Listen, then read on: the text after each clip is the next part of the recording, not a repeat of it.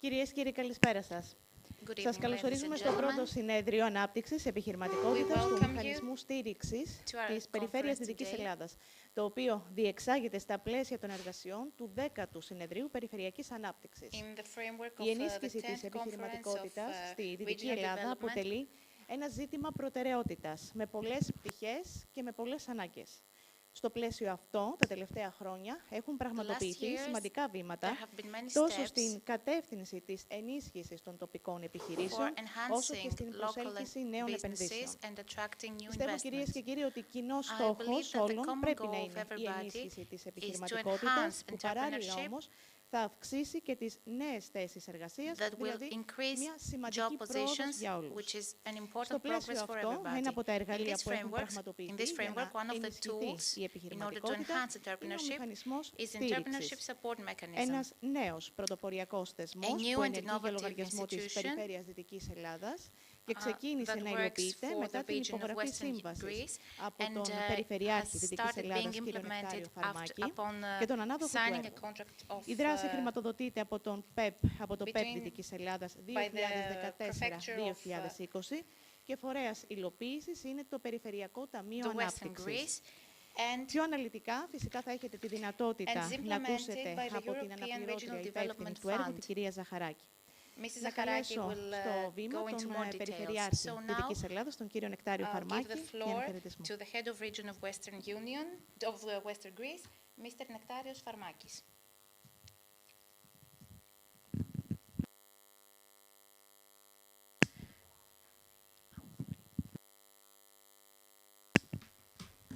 Hello, everybody.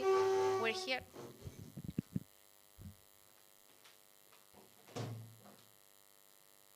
A regional authority believes that entrepreneurship and attraction of new investments is key, but mainly the development of the local entrepreneurship. And this is indeed a political decision .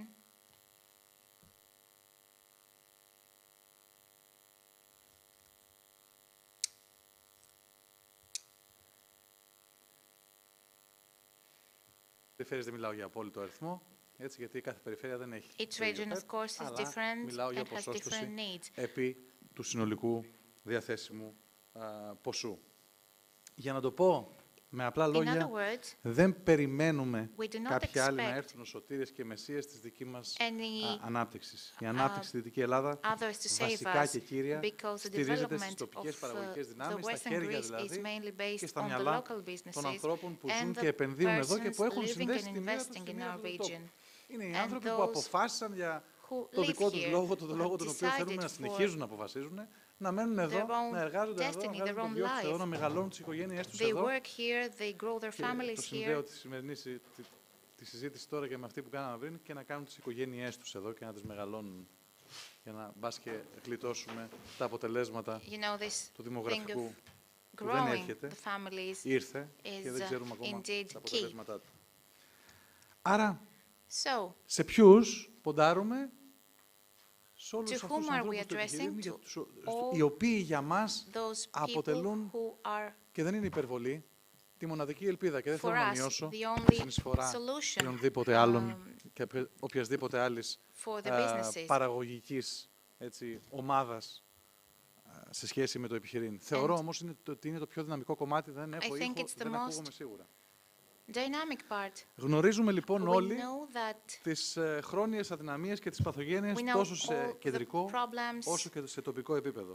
Γνωρίζουμε τα προβλήματα, γνωρίζουμε τα λάθη που έγιναν, που γίνονται και θα γίνονται, γιατί λάθη πάντα θα γίνονται. Το θέμα είναι να τα εντοπίζεις, να μαθαίνεις από αυτά, να τα διορθώνεις, γιατί αυτό είναι ο μόνος τρόπος να βελτιώσεις την πραγματικότητα, γιατί αυτό υπηρετούμε εμείς εντός ή εκτός εισαγωγικών πολιτική και φυσικά όλοι οι δημόσιοι λειτουργοί.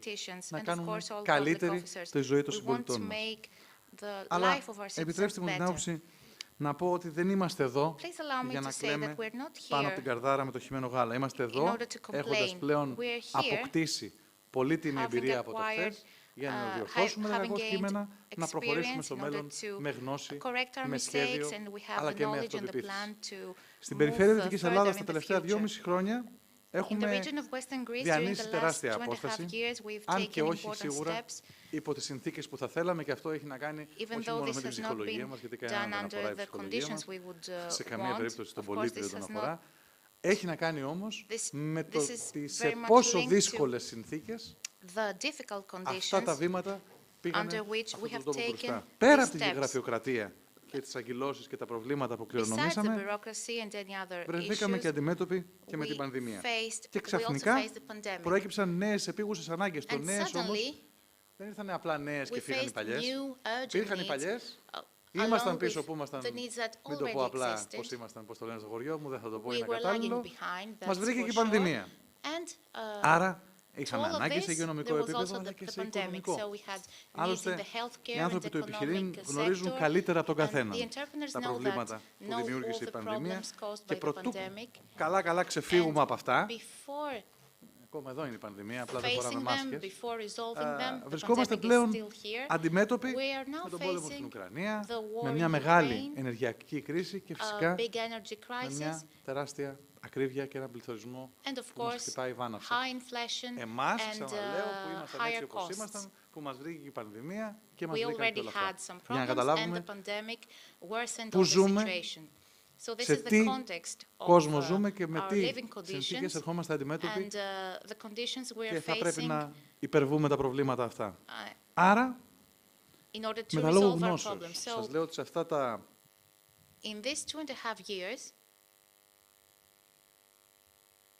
we took big steps, which also means big risks, but it's the only way, strategically, to face all these challenges, all these huge challenges, because when you're in an urgent situation, because this is an urgent situation, the country was under specific conditions, more problems came up, so the citizens face an urgent situation. So how do you react to that? With speed. This is what we did.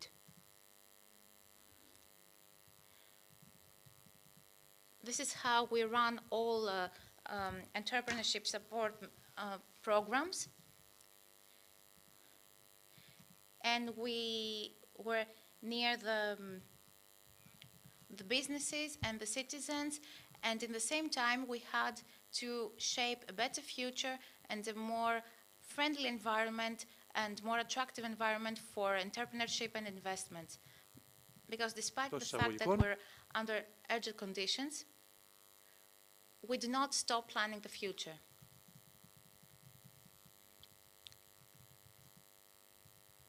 We have already elaborated a plan for the new NSRF in order to enhance entrepreneurship along with innovation. And we created several tools that enhance entrepreneurship, such as the investing profile. I understand that not everybody has understood the extent of the importance of this tool, because we were below zero, and now we have at our disposal an investment profile that may not be as good as it should. Of course, yes, it's not as good as it should or as it could. We didn't have the resources to do that. So, besides of that, we have the entrepreneurship support mechanism, which is the topic of this conference. So what is for us this mechanism? It's a useful tool, part of the strategy I described before, through that we offer to the persons of our region, those who are becoming entrepreneurs. They're very brave given the conditions. They fight and they want to get great results and expand in the region of Western Greece. So we need a new and modern concept of entrepreneurship. We're not talking about either we're talking about the entrepreneurship in the primary sector or in the sector of tourism and services.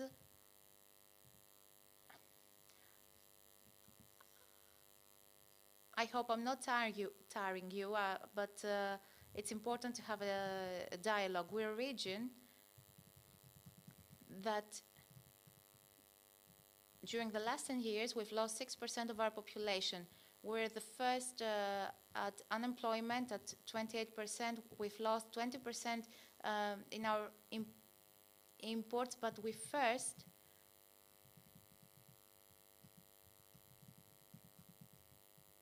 at a population which is trained in researches and studies with great capacity, great potential in the primary sector. So we have this asset, the primary sector. What do we miss? What is missing? This connection of the secondary and third sector with the primary sector. So we need this entrepreneurship. Of course, the state cannot indicate what we should do, but what we can do is to provide the tools in order to help everyone to achieve their goal by leading the road. Since we are living in this era of multidimensional crisis, these tools are even more important. And this is the goal of this mechanism. It's this new and innovative action for in order to help all entrepreneurs. Their local offices in Patras and Agrinio, they're at the disposal of the entrepreneurs who want to make their services better, access to new markets, provision of individualized and specialized counseling services, and all of this for enhancing their competitiveness and their extrovert character.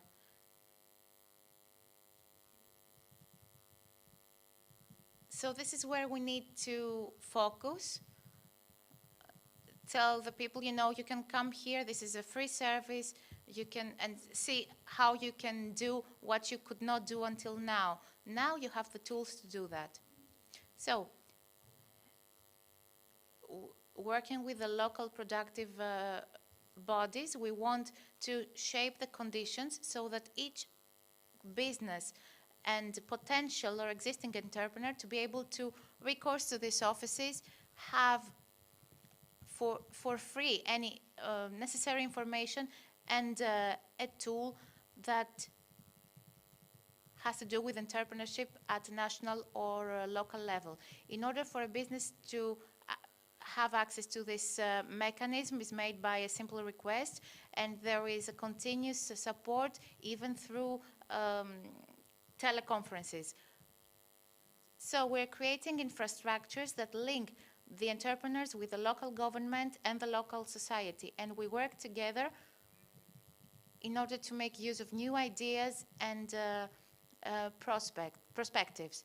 We want the new businesses to expand, to be enhanced by providing an opportunity to these people. The mechanism is funded by the Regional Development Fund of the region of Western Greece.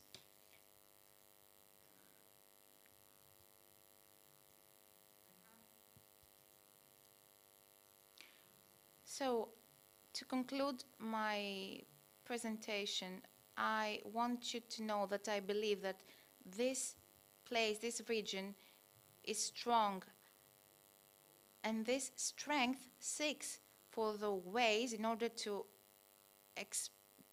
be expressed, and there is something democratic in this. The right to choose. You have to give to the citizen, to the citizens the tools they need, and each one of them will choose what they want to get from these tools. But what you have to do is to tell, I'm here for you, I'm doing this for you. So this is our effort, and we'll stay loyal to it. Thank you very much.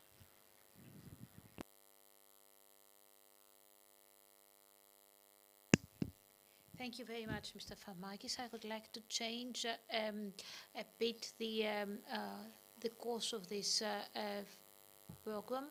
Are there any questions for Mr. Farmakis? Naturally, Mr. Farmakis will have to go. You understand this conference has a lot of rooms and a lot of requirements, so Mr. Farmakis is speaking off the microphone, so we can't hear him. Unfortunately, we cannot translate. Would you like to tell the speaker to use a microphone, please? And I would like to add something that Mr. Farmakis has repeatedly said, that no organization has to lose anything from by trying. Thank you very much, Mr. Farmakis.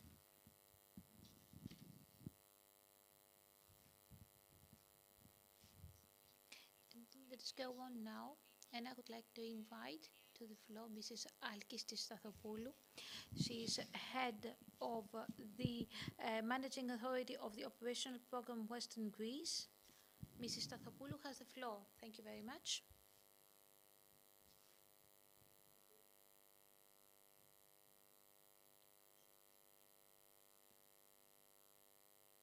Please tell the speaker to stay near the microphone, otherwise we cannot translate.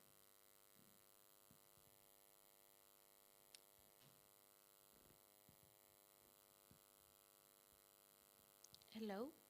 I would like to thank and congratulate the Regional Development Fund of the region of Western Greece for this initiative, for this excellent conference. And of course, that is actually funded the effort by the NSF of Western Greece 21-27. And of course, I would like to thank you for including this day meeting in the framework of this 12th conference taking place in Western Greece. What is very important is to know that there are the number of actions that will be implemented during this programming period 21-27, and that also there are quite a few initiatives. The vision initiative of our region is to become a pole of attraction for young businessmen and researchers and scientists,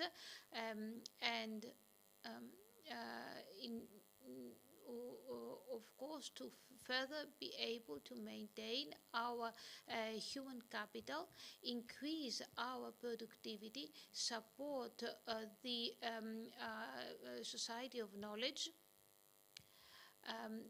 and promote entrepreneurship, high impact entrepreneurship,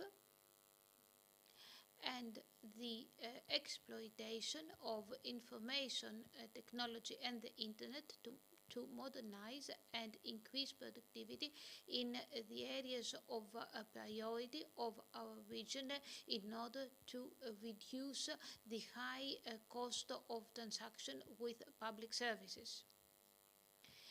In the framework of this specialization targets, we are undertaking to implement projects with a total of budget of 13.8 million, and we will be also funding projects that have not been subsidized with a further 5.3 million. These activities will be monitored. We have already organized 7 calls for tender, and we have that have been open and for application by many researchers and organizations and institutions, and have led us to form quite a demanding program, You see here the projects that will be funded per sector of interest. You see advanced material, communication technology, and other sectors. You see that we have quite a few projects that have been funded. We have also 11 transnational research projects that will be funded with a total of 1.1 million euros. The monitoring of these projects will be done by the managing authority of Western Greece, and will fund for entrepreneurship and openness a number of businesses, 27 businesses, and 228, and this is very important, small and medium-sized enterprises will be funded with 21.5 million euros. In addition to that, we have also FPI who will be monitoring transparency projects. You see that the 3.4 million will be given to businesses for recycling and green actions, 360 for secondary processing. Then we are going to fund businesses for 16 εκατομμύρια θα χρηματοδοτηθούν για παροχή ρευστότητας σε επιχειρήσεις που επλήγησαν από την πανδημία, 2,1 εκατομμύρια ευρώ για 25 επιχειρήσεις για την στήριξη υφιστάμενων και υποσύσταση φορέων κοινωνικής και αλληλέγγυης οικονομίας ΚΑΛΟ και τέλος 2,2 εκατομμύρια ευρώ για 9 επιχειρήσεις για την ενίσχυση των επιχειρήσεων της Δυτικής Ελλάδας.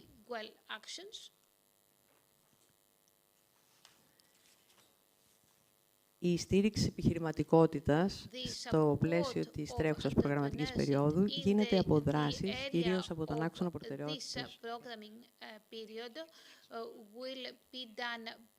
Στους άξονες προτεραιότητας 2 και 4, με 1,5 και 2.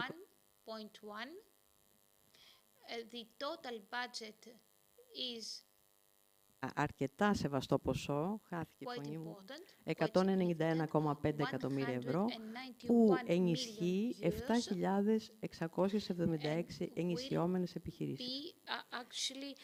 Στον πίνακα αυτό βλέπετε αναλυτικά τις δράσεις που παρουσίασα προηγουμένως, καθώς όμως και τη δράση μηχανισμό στήριξης επιχειρηματικότητας, σημειώνεται με bold, που θα ενισχύσει 400 επιχειρήσεις, και την ενίσχυση της ίδρυσης και λειτουργίας νέων τουριστικών και μικρομεσαίων επιχειρήσεων, όπου με 16,2 εκατομμύρια ευρώ θα χρηματοδοτηθούν 106 επιχειρήσεις. Επιπλέον, συμμετέχουμε με 10 εκατομμύρια ευρώ στο Ταμείο Επιχειρηματικότητας 2, που θα επιχειρήσεις με φορέα παρακολούθηση στην ειδική υπηρεσία. And this will be monitored by the managing authority of the entrepreneurship program. Then let's go to the second unit, for which is for Western Greece for the programming period 2021-2027. We are speaking about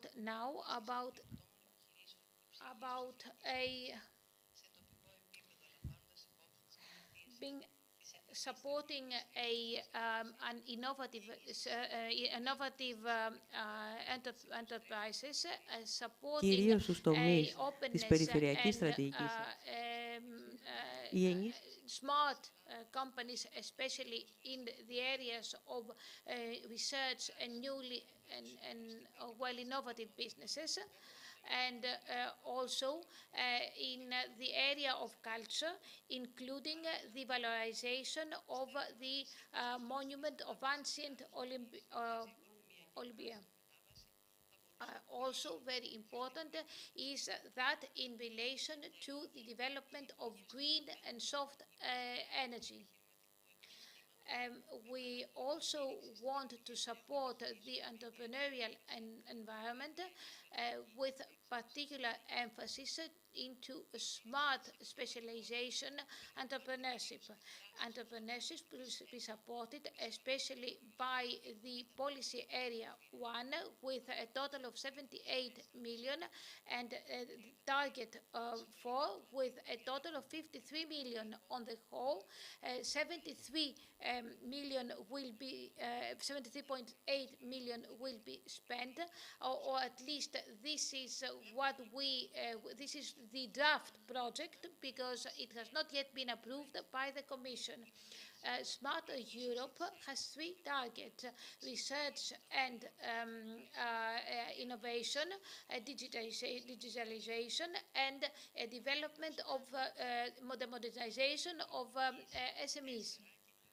The target 4, which is social and cultural Europe, includes also the target culture for all. And here you see the breakout of the budget of the 78 million I mentioned before per policy target, per special target, and per action group. You see that 8 million will fund activities of production of new processes and procedures, per specialization at regional level by supporting businesses and their cooperation with research institutions. Another part will be given for clusters. 2.5 million will be given to the support for the support of regional development, a smart specialization target. 3.6 million will be given for development business plans and added value services. 30 million will be given for production investment. 3 million will be given for startups. 3.5 for tourism products. 2 million will be given for small and medium-sized enterprises, the formation of clusters and cooperations, and 3 million will be given for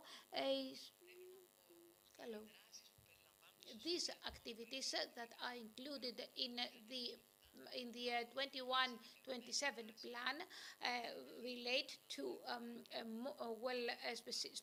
specific actions that are not included in other programs and are especially related to smart specialization. Thank you very much. I don't think we have time for discussion. Despite that, my colleagues, Mr. Georgiou and Mr. Thomopoulos and Mr. Mamazoulas, are with me, and they are available for you for any questions and further explanations. Thank you very much.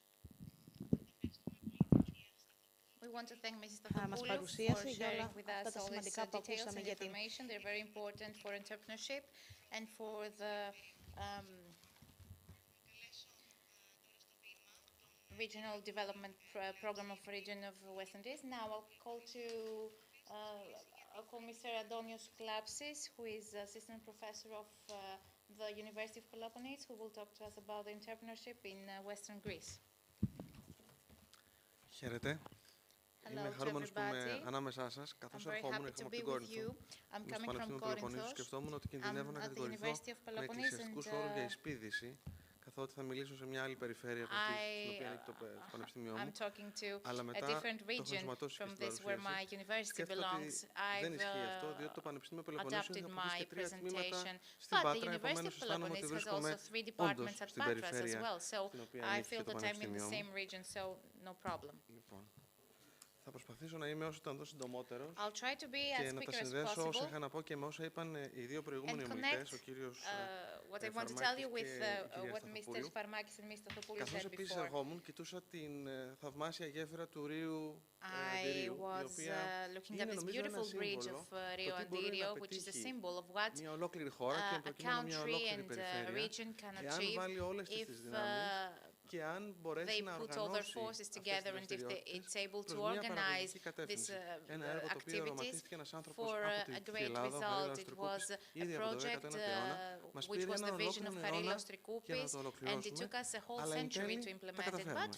Του δώσαμε και το όνομά του και σήμερα είναι ένα σύμβολο και της αναπτυξιακής δυναμικής της Δυτικής Ελλάδας, θα έλεγα ότι είναι και ένα σύμβολο του δυναμισμού ολόκληρης της Ελλάδας, μιας εποχής που τη χάσαμε με έναν τρόπο που προσλάβησε μεγάλη οικονομική κρίση, αλλά που τώρα τα τελευταία χρόνια προσπαθούμε να ξαναβρούμε το ρυθμό και τον βηματισμό μας. Πολύ συνοπτικά, για να μην σας κουράζω. Όπως ξέρετε, η περιφέρεια της Δυτικής Ελλάδας έχει έναν πληθυσμό ο οποίος εγγύζει σχεδόν τους 700.000 κατοίκους.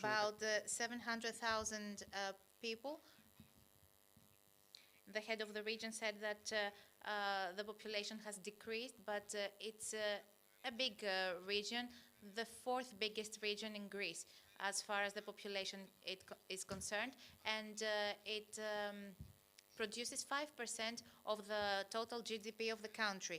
This GDP of the region of the Western Greece is not equally allocated through its departments. 50% comes from Achaia, 30% from Metolokarnania, and only 20% from Ilia. In 2009, the last year before the crisis, investment in Western Greece amounted to 3.3 billion euros, a significant amount, but they decreased since then, which is of course explained by the crisis. And now, in 2019, investments were just 1/3 of the amount invested in 2009, which is also a typical example of the crisis in general in Greece, and is indicative of the region of Western Greece. As far as investments is concerned, there is a problem in this investing sector. Yes, we see decrease, but there is also an optimistic message that the investment index as a percentage of the local GDP is always higher than that of the whole country. So we may think that things are not very good, but there is light, and there are opportunities we can make use of. Of course, the percentage of unemployment is high in the region of Western Greece, but during the last years, this unemployment rate decreased. And we get a message that things are getting better. And I want to add to that, yes, we've been through a difficult decade of crisis, and when we started getting better, there came the pandemic, and after that, there was the war in Ukraine, which worsened the situation.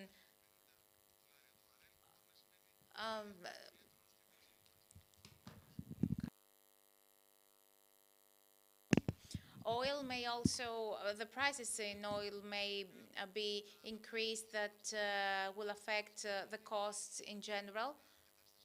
So this is the situation under which we are now, and the situation where we will be for many years. And a rule of the nature that is verified in the human activities is that the one that may be more successful is the one who can adapt better in the situation. You know, turtles, who are not, the best species, they have managed to survive for many years because they are very adaptive to their environment. Exports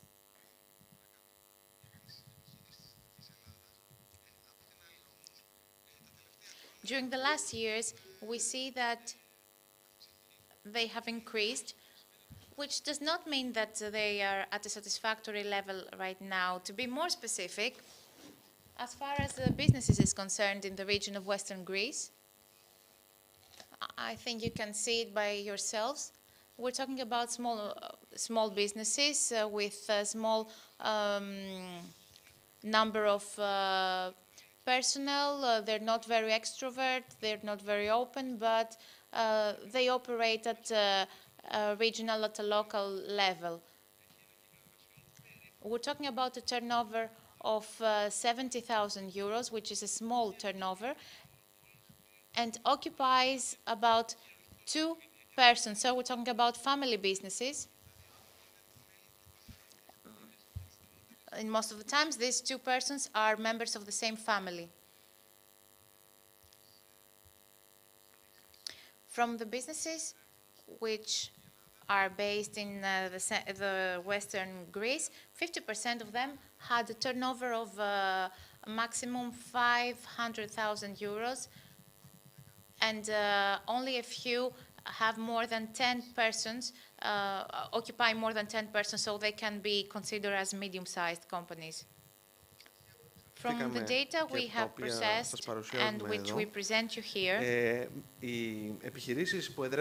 businesses based in the region of Western Greece κατά τα 4 τελευταία έτη, 2017 δηλαδή, 2020, and have published their economic financial data during the last 4 years, show a decreased turnover. Αλλά η αλήθεια είναι ότι αν το δούμε The truth is that if we see that from a macroeconomic perspective, the data are at around 1.6 billion euros, so we're talking about a stable situation.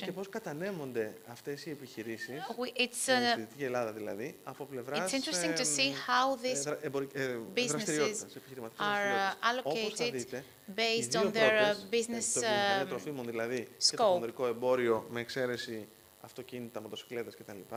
Καλύπτουν το συντριπτικά μεγαλύτερο ποσοστό του κύκλου δραστηριοτήτων. Αν αφρίσετε τα δύο ποσά για το 2020, ξεπερνούν τα 900 εκατομμύρια ευρώ, φτάνουν περίπου στα 950, άρα καλύπτουν περίπου το 60-65% του συνολικού κύκλου εργασιών. Έχει επίσης ενδιαφέρον να δούμε την τελευταία κατηγορία, τα καταλήμματα, about accommodation, and we can see the decrease between 2017 and 2020. We see the impact of COVID here in a very clear way. Probably the next year or in 2 years, this rate will increase very much. Να σκεφτόμαστε κάθε φορά ότι οι ποσοστιαίες αυξήσεις μπορεί μερικές φορές να μην είναι όλη την αλήθεια, αλλά να συγκαλύπτουν την αλήθεια. Αν θέλει κάποιος να πανηγυρίσει την επόμενη χρονιά, θα πει ότι οι επιχειρήσεις που προσφέρουν διαμονή αύξησαν τον κύκλο εργασιών τους κατά 50, 60 ή 70%, κάτι τέτοιο θα είναι, αλλά στην πραγματικότητα δεν έχουν επανέλθει ακόμα στο προ-κορονοϊού επίπεδο. Νομίζω τα ξέρετε όλα αυτά, δεν χρειάζεται να σταθώ. Στην περιφέρεια Δυτικής Ελλάδας λειτουργούν 4 οργανωμένοι υποδοχείς επιχειρήσεων, η βιομηχανική περιοχή Πατρών, το βιοπάς, το γλάφο της Πάτρας, το επιστημονικό πάρκο Πατρών και η Ναβιπέ στον Αστακό. Η Πάτρα, όπως αντιλαμβάνεστε, έχει και τη μερίδα του Λέοντος σε όλη αυτή την δραστηριότητα. Στη βιομηχανική περιοχή της Πάτρας είναι εγκαταστημένες με οργανωμένο τρόπο μεγάλες και μικρότερες βιομηχανίες διαφόρων δραστηριοτήτων. Είναι εγκαταστημένες, στο βιοτεχνικό πάρκο της Πάτρας είναι εγκαταστημένες δεκάδες βιοτεχνικές επιχειρήσεις, περίπου 100. Κάποιες από τις οποίες εμφανίζουν μεγαλύτερο δυναμισμό από τις υπόλοιπες. Συνολικά απασχολούν περίπου 800 εργαζόμενους. Επομένως, αν κάνουμε ένα μέσο όρο, διαπιστώνουμε ότι έχουν περίπου 8 εργαζόμενους κάθε μία. Μιλούμε επομένως κατά βάση για μικρές επιχειρήσεις. Στο επιστημονικό πάρκο Πατρών, 41 companies and organizations of a maximum 140 persons. So we're talking again about small businesses of occupying 3 to 4 persons, but with greater potential than the previous ones because they offer services or activities of high specialization, having reference to the activity of the University of Patras, which has great potential and great reputation, international reputation.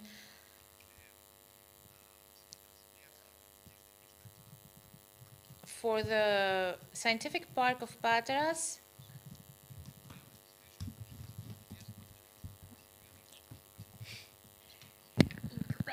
incubator. The incubator model is followed, and this model, this structure, gives the opportunity to young people to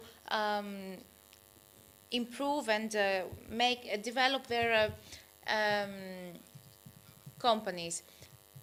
At Astakos, it's the only industrial zone which has been declared as a free industrial zone with infrastructures at Platigelos, which is a free zone since 1990, created by resources of EDVA. Ως προς τους κλάδους ενδιαφέροντος και παραγωγικής δραστηριότητας. As far as the production sectors is concerned, the primary sector, of course, plays an important role. Its contribution is high.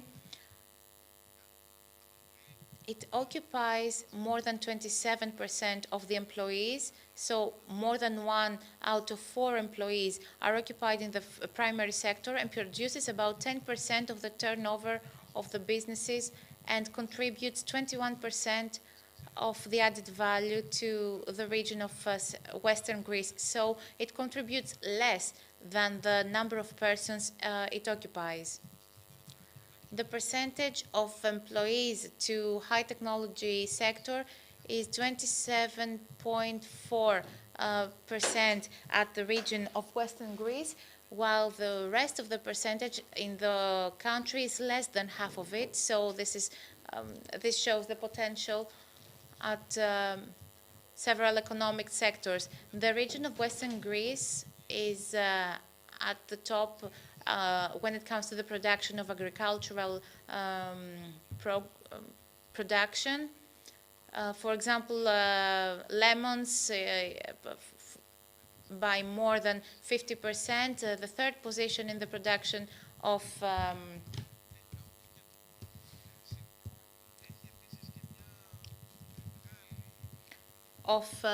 tangerines.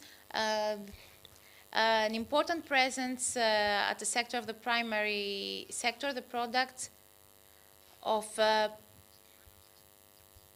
protected brand and protected geographical indication. Examples is the olive oil of Olympia, the raisin of Corinthos, feta cheese, which is produced in the 3 sectors of the region.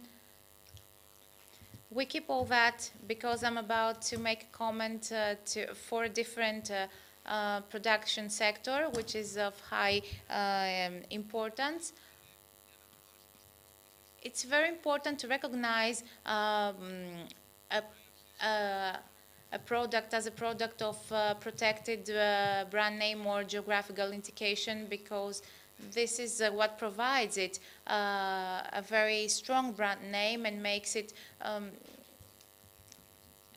gives it many potential for the market in Greece and abroad. As you know, these products are being produced following very strict requirements, and this makes them more difficult to produce, but on the other hand, it brings more profit to the companies working with such products. So the companies of such products can provide better job positions, more highly paid job positions, because we're talking about the whole process of putting this product in the market. Tourism is also an activity of great importance for Western Greece, even though due to the COVID these last years we had a significant decrease. It's not just about the Western Greece, it's also for the country, Europe, or the whole world. In 2019, just before the pandemic, Western Greece attracted over 800,000 tourists. So there were more tourists than the actual population of the region that came in 2019. But there is still the touristic sector is an important sector of the Western Greece. It occupies 18,000 employees. I don't know if you like the Eurovision contest, but I think you remember that the first song of Greece in 1974 was that of Marinella, talking about the Greek spirit. It was about the tourism. It was the concept of the tourism in Greece for many decades. So the region of Western Greece must take a step further. Okay, yes, the wine, the beaches, they're all great, but they're not enough in order to attract tourists. So more and more regions, not only in Greece, in the whole Europe, more tourist businesses are directed to other things such as cultural tourism. The region of Western Greece can do all that. You know, we have great mountains, and since we were talking about the protected brand name products, the Greek tourism is one of the most advanced in Europe, and it can take into account all the production of the primary sector, and this kind of tourism brings more profit at the end of the day, because the tourists attracted for wine tourism or gastronomic tourism are persons of high income, so they may be less in number, but finally it would bring more profit. And I'm saying that as a wine lover. I would be very glad to be able to participate in a walk accompanied by a wine tourism experience. I was in Nemea a few days ago, and I can tell you that it was indeed a very interesting activities in the vineyards of Nemea, being able to visit them, to taste the wine, and pay in a way through which you get a lot of benefits for your heart, for your soul. Olympia is a very ancient. Olympia is well known all over the world. It could be a great place for such activities to be implemented. So the region of Western Greece also disposes of many hotel infrastructures. Things are stable. 275 hotels with about 10,000 rooms. In comparison to 2014, the number of 3-, 4-, and 5-star hotels was increased, which shows that there is a potential for tourism growth. On the other hand, the 1- and 2-star hotels number was decreased, which of course does not mean that this number is insignificant, since it occupies about 40% or over 40% of the total hotel infrastructure in the area. Of course, tourism was very much impacted by the COVID pandemic. Sales in the hotel units were at 12.8 million euros in 2020, which is a great decrease in comparison to 2019, since these people lost about 2/3 of their income. In 2017-2019, there was an important increase, and were stabilized to an amount going over 30 million euros. Of course, COVID destroyed all this, and we hope that things will get better, and this is the image we get in the region of Western Greece. I think that there will be impressive progress in the years to come. If the region of Western Greece has something that distinguishes it from the rest of the Greece is its scientific potential, and the emphasis put on education is very important. Patras was the third city in Greece having a university after Athens and Thessaloniki. Today, it is already operating for 60 years, which means that it is a very extrovert university, and it's also the Greek Open University here in Patras, the only university in Greece providing education online. And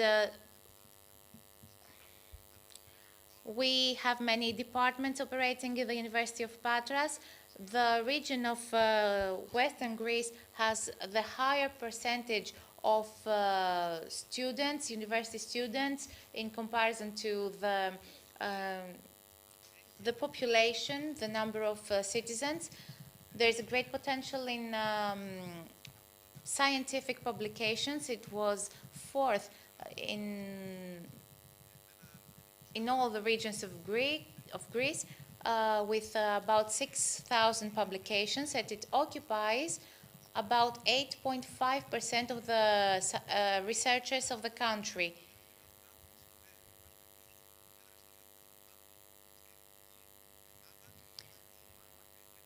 And what's more impressive is the fact that this number increases very quickly. The rate of increase of the researchers is 5 times bigger than the rest of Greece, which also contributes to the growth of the region. And along with education goes the research, which is necessary, the necessary requirement for the economic growth of a region and of a country. We're in the middle of the 4th industrial revolution, and many things that we know nowadays will not exist in a few years. I was reading some days ago that about 80% of the professions that will exist in the future, we don't know them yet. So what we live today, what we are living today, will be past in a few years ago, will be history. So you see, for example, your smartphones, we couldn't even imagine their existence 20 years ago. Nowadays, we cannot imagine our life without the smartphones. 10 days ago, I forgot my mobile phone at home, and I thought I would go crazy. It would be better if I had a finger less than forgetting my phone at home. The region of Western Greece contributes about 5% of the total of expenses in the research sector. It's at the 4th position, while the amount of expenses for research and development in the region of Western Greece until 2019 increased significantly at about 40%. It's a huge success, but there is more to be done. In the region of Western Greece, as it would be expected, the resources for research and development mainly come from the academic society. The University of Patras indeed contributes a lot. 2/3 of the resources come from the universities of the region of Western Greece. The contribution of the businesses is lower at about 20%, while the contribution of public authorities goes a bit over 10%. So we have an inequality. We cannot explain that exactly why it happens.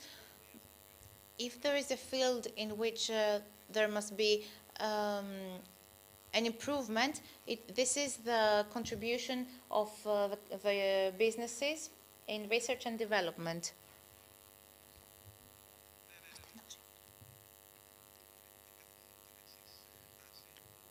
I like to open and close parentheses, so that's my favorite part. Smaller companies, smaller businesses, very quickly.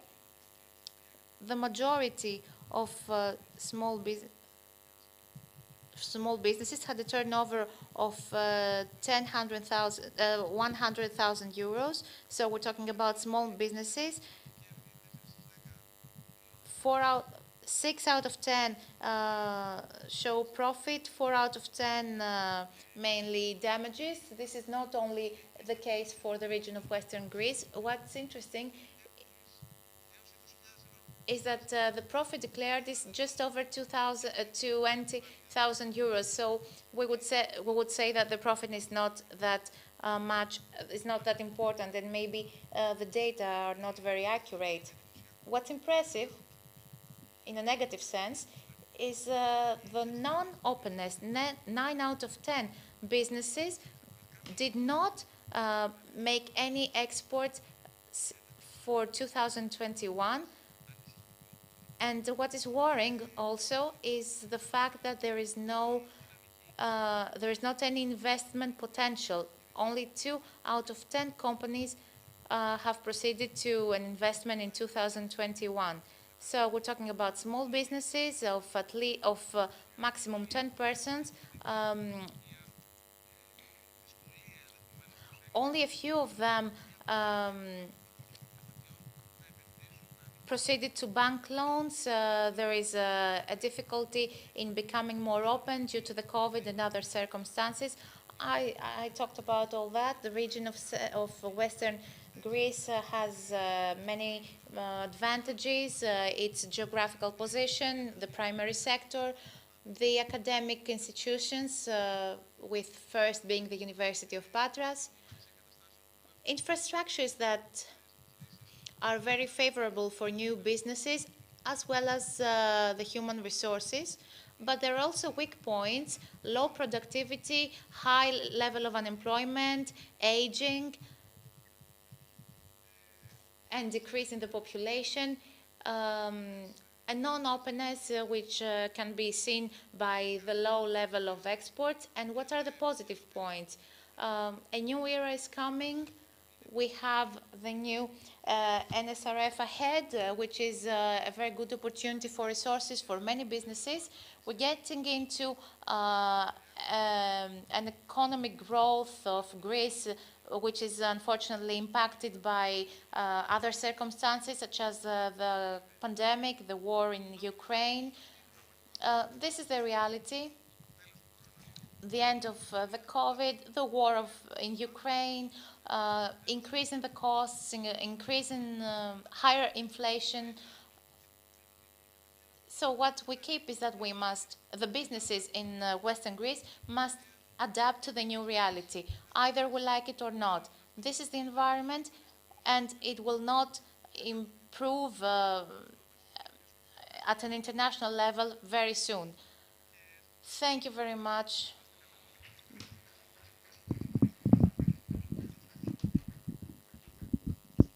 Thank you very much, Mr. Klapsis. You have actually described very much in detail entrepreneurship in Western Greece. And I would like to stay on your more optimistic messages. And now I would like to invite Mrs. Zacharaki to give us even more information about the support mechanism.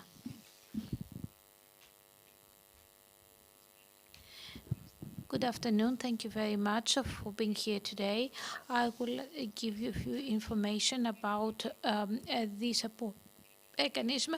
I think the regional governor and Mrs. Stavropoulou have already said a few things about it, about the most important points of the support mechanism. So what is it and what does it do?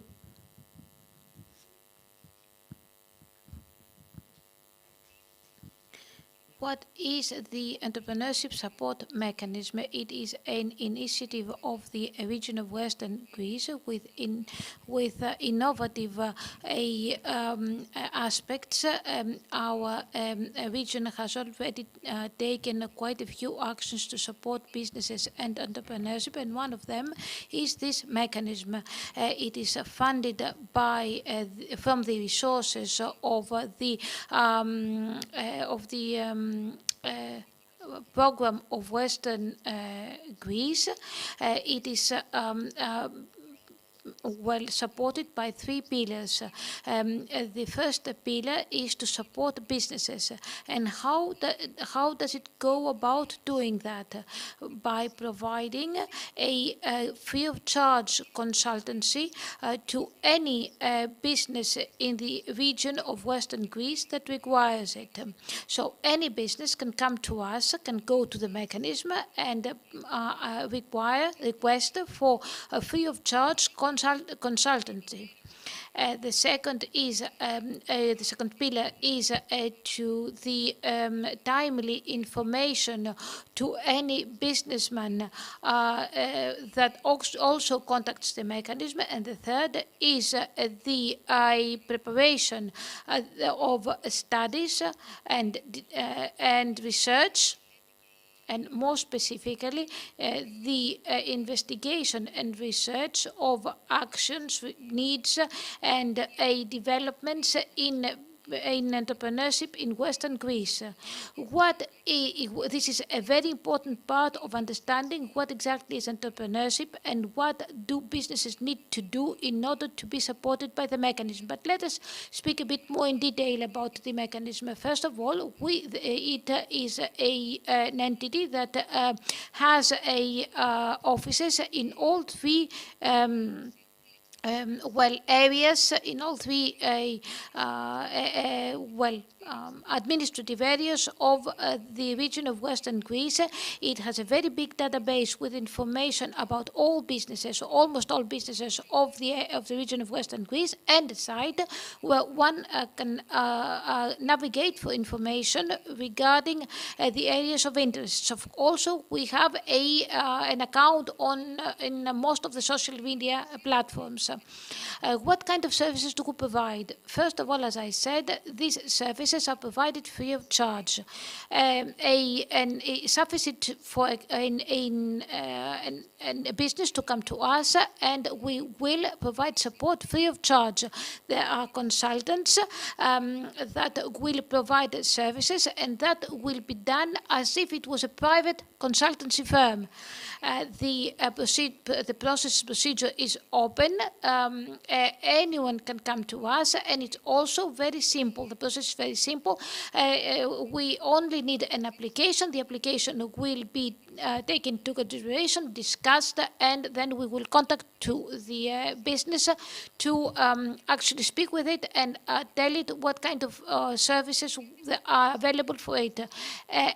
Of what kind of services? First of all, a business plan. All businesses need a business plan for the present and the future. How to organize their sales, how to organize expenses and income, profits, and our consultants can help it to prepare a business plan required for a loan, or a business plan required for a grant.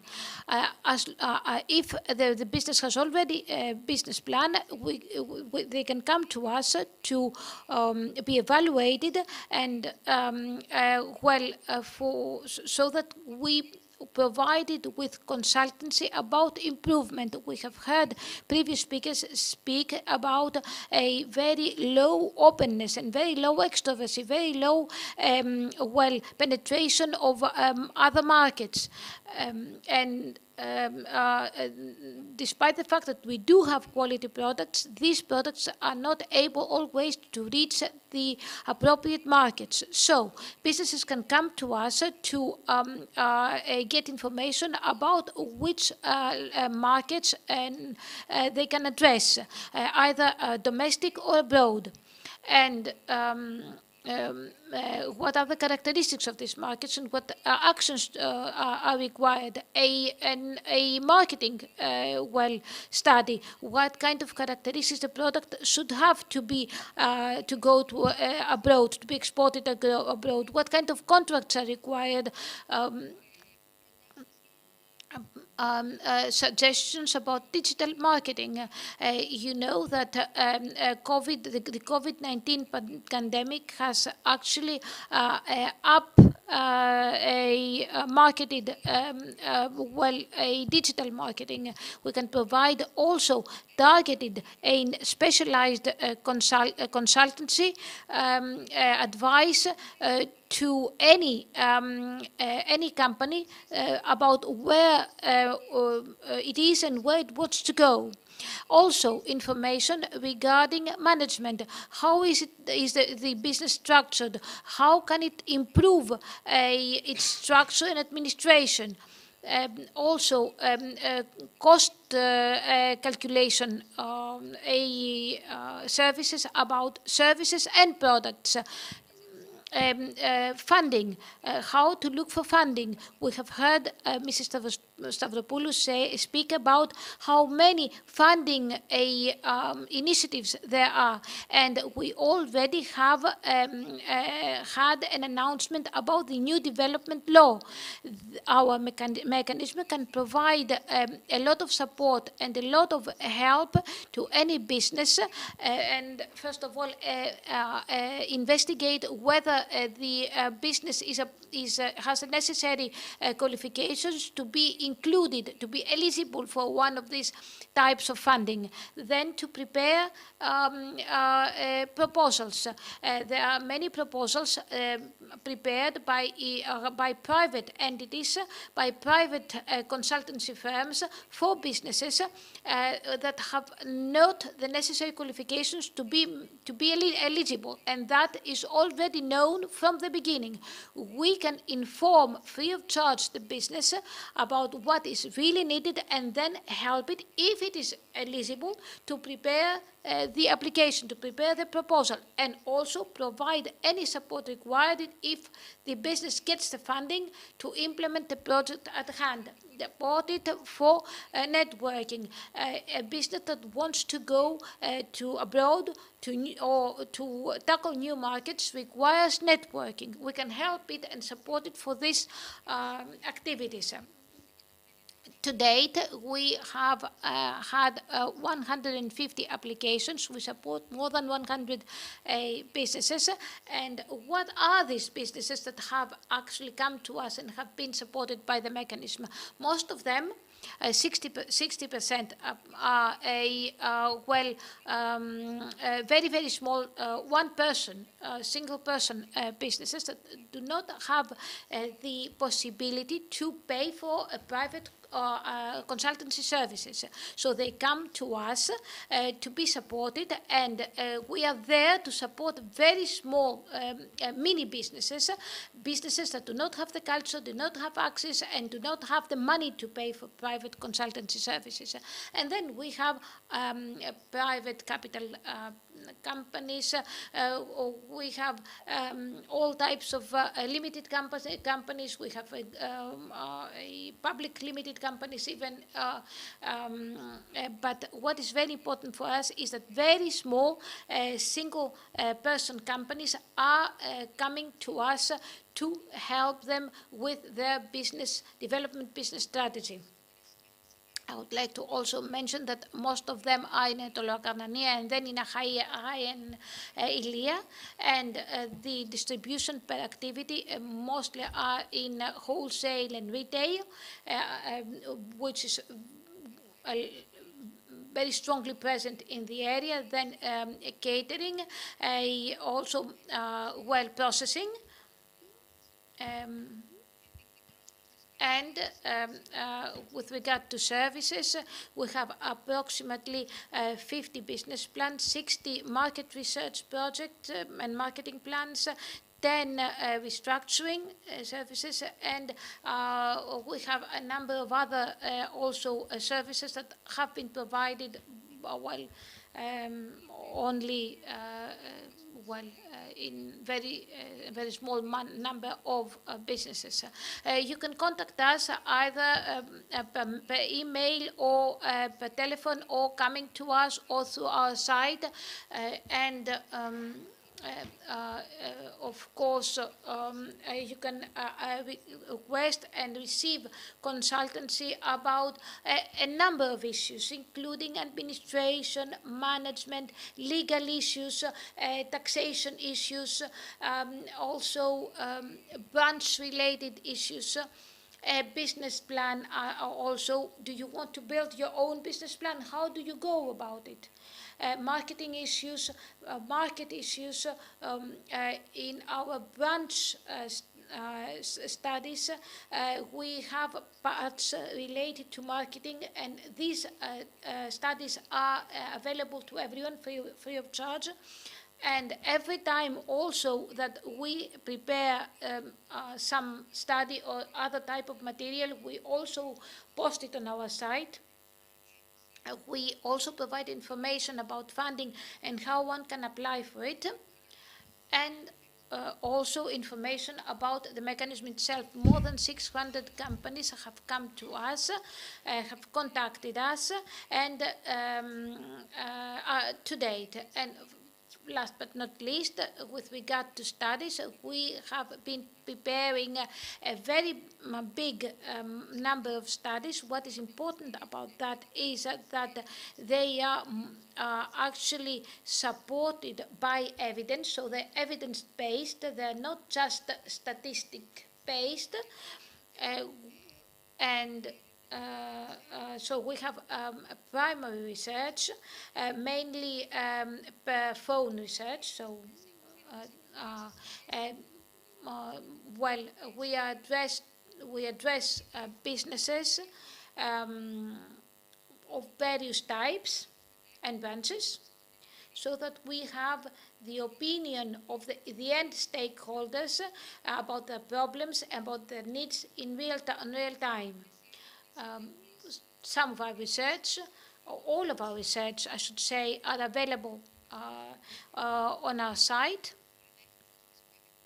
and any business can access our site. So the studies on the developments in Greece, and especially in the area of Western Greece, business developments and financial developments, that is. I think that some of the information was given previously. Convergence is very important of us. We have a quarterly study of the existing worldwide, international and national convergence. And this, of course, changes very frequently. For example, with the war in Ukraine, the predictions have changed. A lot of branch studies, especially for the branches that are important for the region of Western Greece, they are also available to all the businesses that might be interested in them, for tourism, for hotel installations, for catering and restoration. And of course, businesses also may require from us a specific study, targeted study, studies regarding institutional issues, and most of all, what is important for us is that these studies are used to supply information to our strategic plan. As you have seen, our region has a long-term strategic plan for entrepreneurship. Most of the projects also will be funded by our program for Western Greece. And we are very much interested in turning business visions in our region to facts. And I would like to wrap it up with a message. our mechanism is an important initiative, an initiative that aspires to support and be near businesses. But we would like also businesses to actually embrace this initiative. Our main aim is to support small and very small businesses that are unable to get private consultancy services, but also very dynamic, bigger businesses that want to go into new market, into new products, that want to expand. So they're all invited to come to us, to ask for an appointment, to show us their ideas, to speak to us, and to show us their plans and information. So that we can manage to support them. This is an excellent plan. The mechanism is an excellent project, a project that aspires to supporting these 400 companies that we have already supported, and many more, including also businesses that have had a lot of difficulties in the past. We have in Patras and Agrinion offices. I am also available for any information, and our offices are open from 9 to 6. You can contact us per mail, per phone, or just come to our offices.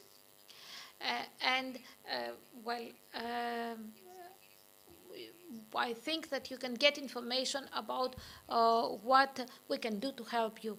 Thank you very much, and I'm available for any questions.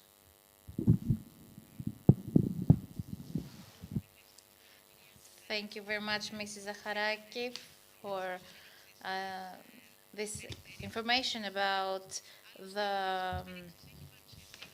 the support mechanism. It has already been introduced to the 3 regional units of Achaia, Teleokarnania, and Ilia. It's free of charge, and anyone can go to the support mechanism. Whoever wants can register to the support mechanism after the end of the conference in order to get information. We'll be back with our second session after a small break.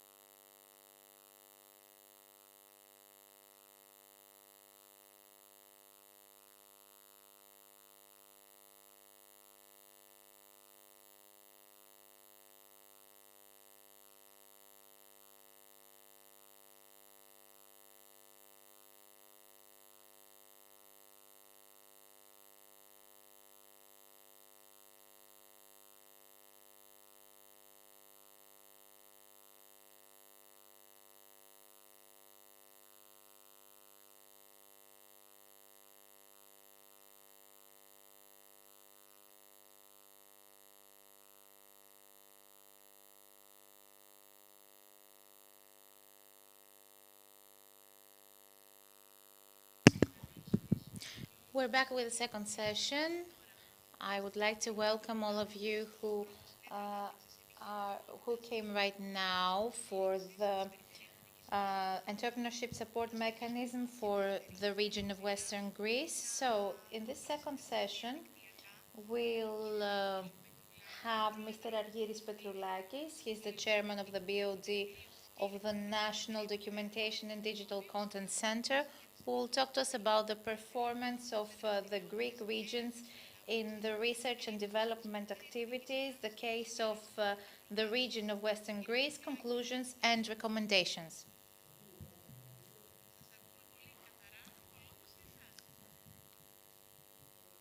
Sorry, there is no sound, so we cannot translate.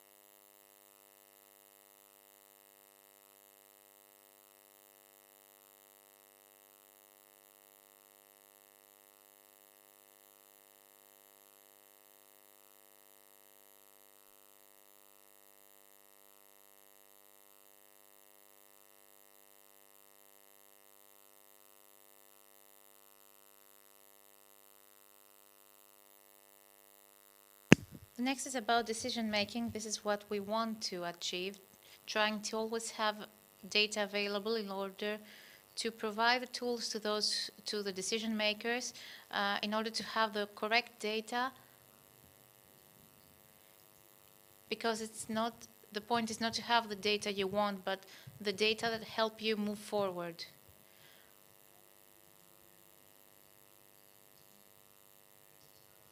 I invite you all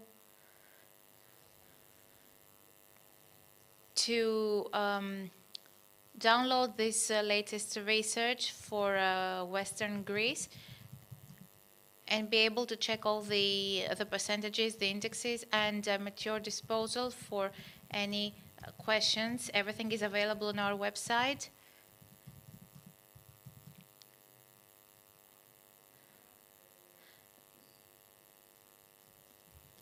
The sound is again out of mic. Sorry, we cannot translate that.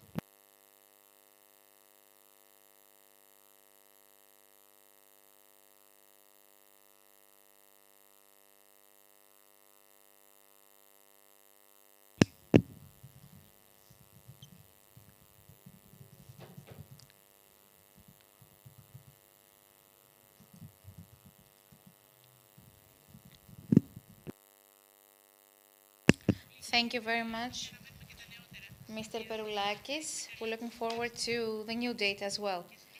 So we proceed with Mrs. Victoria Daskalou from the University of Patras. She will talk to us about the corporate decisions led by data, the first conclusions of the research to Greek businesses of high magnitude.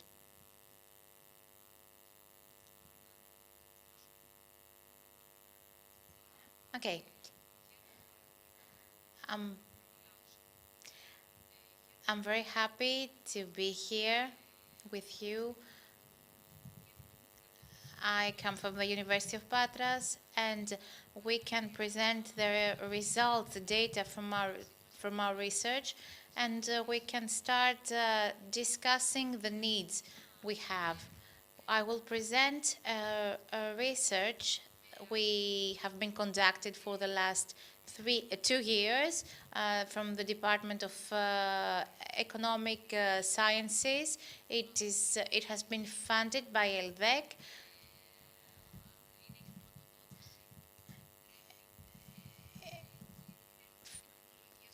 The National Foundation of Research and Technology. Our aim is to see how businesses can be expanded and look into the relations of the innovation between the innovation and technology.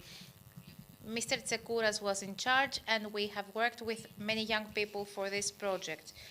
So why are we talking about these specific businesses? Because these businesses, despite the fact that they are very few and they do not exceed 10% internationally, in Greece we're just at about 5%, they contribute to the economic growth of the country. So we want to learn from them and pass that knowledge to you.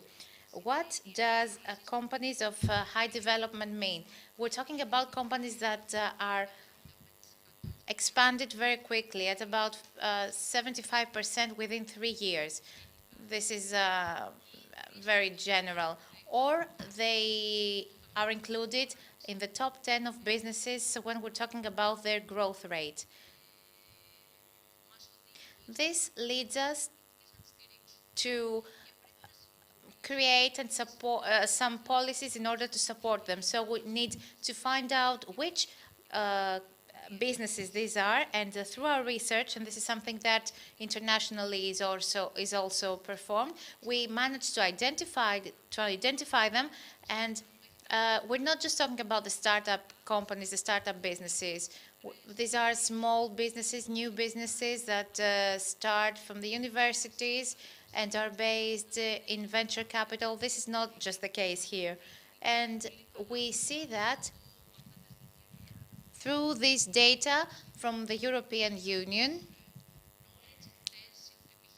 And these businesses, as knowledge-intensive businesses, we see that in Greece, whereas this amount is 19%, in Greece this percentage is 8.5%. The businesses you see in a circle are the high-tech businesses. We do not have such businesses in Greece, so we must see which businesses we must support. And we're talking about the businesses that are, for example, in the catering sector or the food and beverage sector, crafts.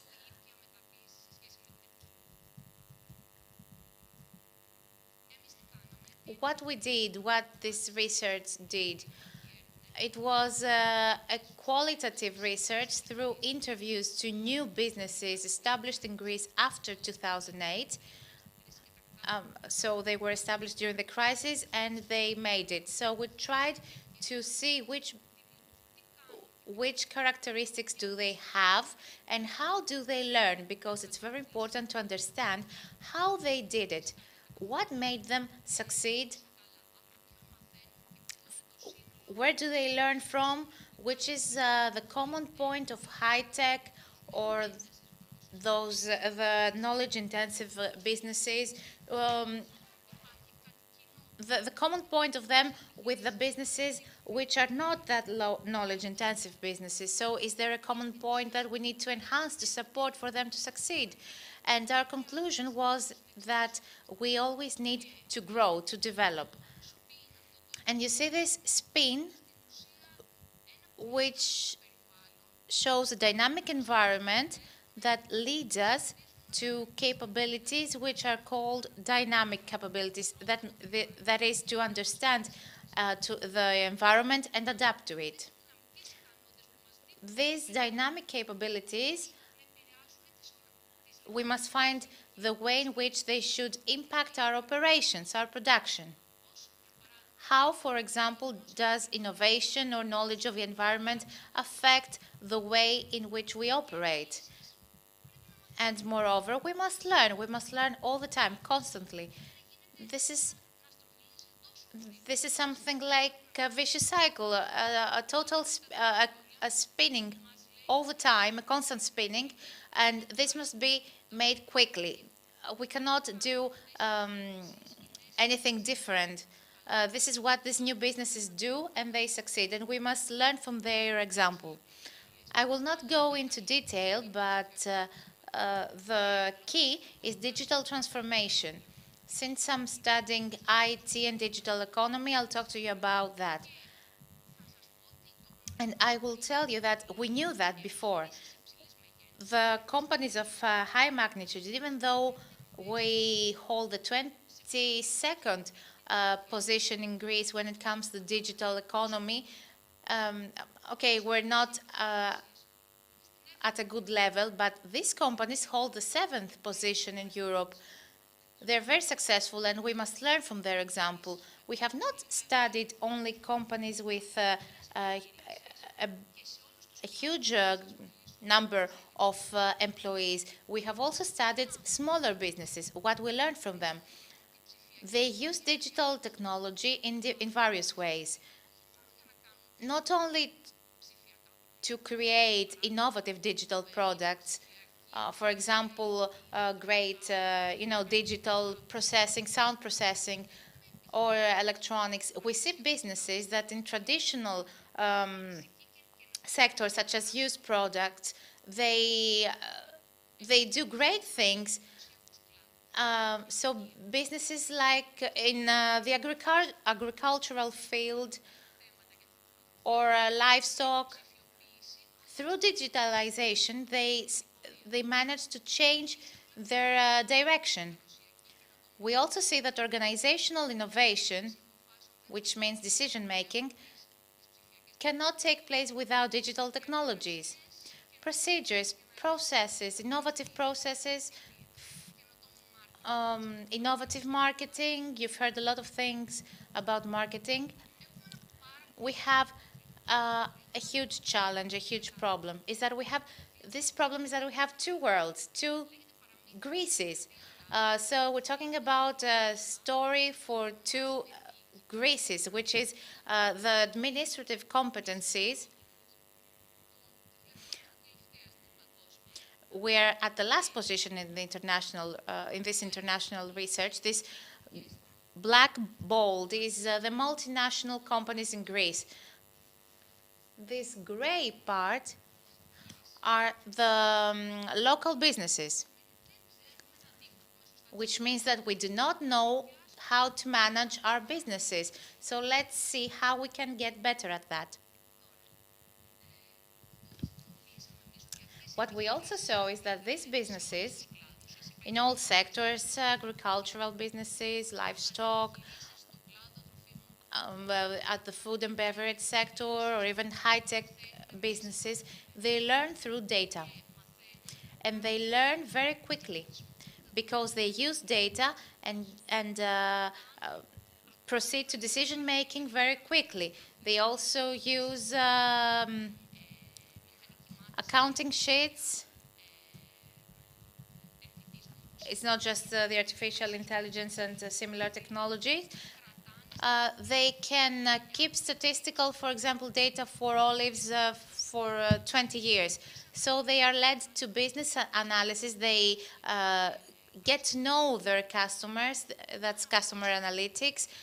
They create business intelligence, they build business intelligence, and they also use machine learning in order to understand and analyze the market in order to adapt their prices throughout Europe.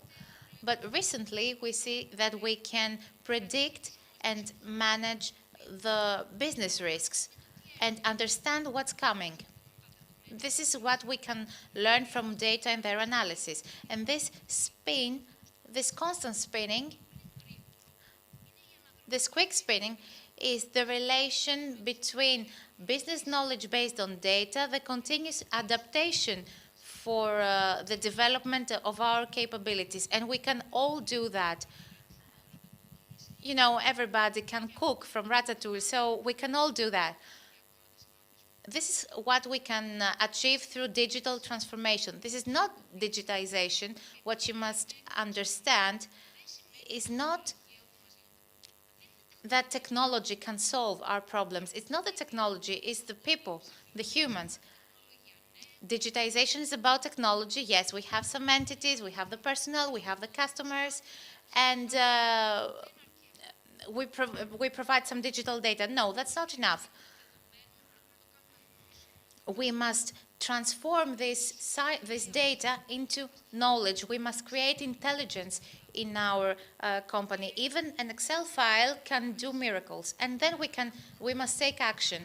We must take action and change our culture. We cannot be left behind. And when we change our culture, we'll be able to understand the strategy and the decisions we must make, and will work, in essence, in a new way. The mindset must change, and we must understand how digital technology can take us a step further. And some ideas, you know, us, the academics, we always provide some ideas, some recommendations. We must design a strategy with the human being at the epicenter. You know, the pandemic taught us that the human being is very important. So technology and human beings, they must be the center of the strategy, the business strategy, that must, first of all, be for the good, for the benefit of the business. You must understand why you're doing it. It's not just because the others tell you to do it. Then you must listen to your needs.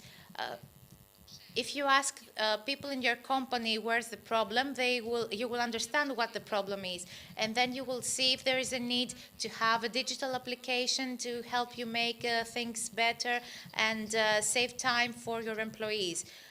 It's not an external advisor that will tell you all that. Your employees will give you this feedback. Another thing is that you must understand what your customers need.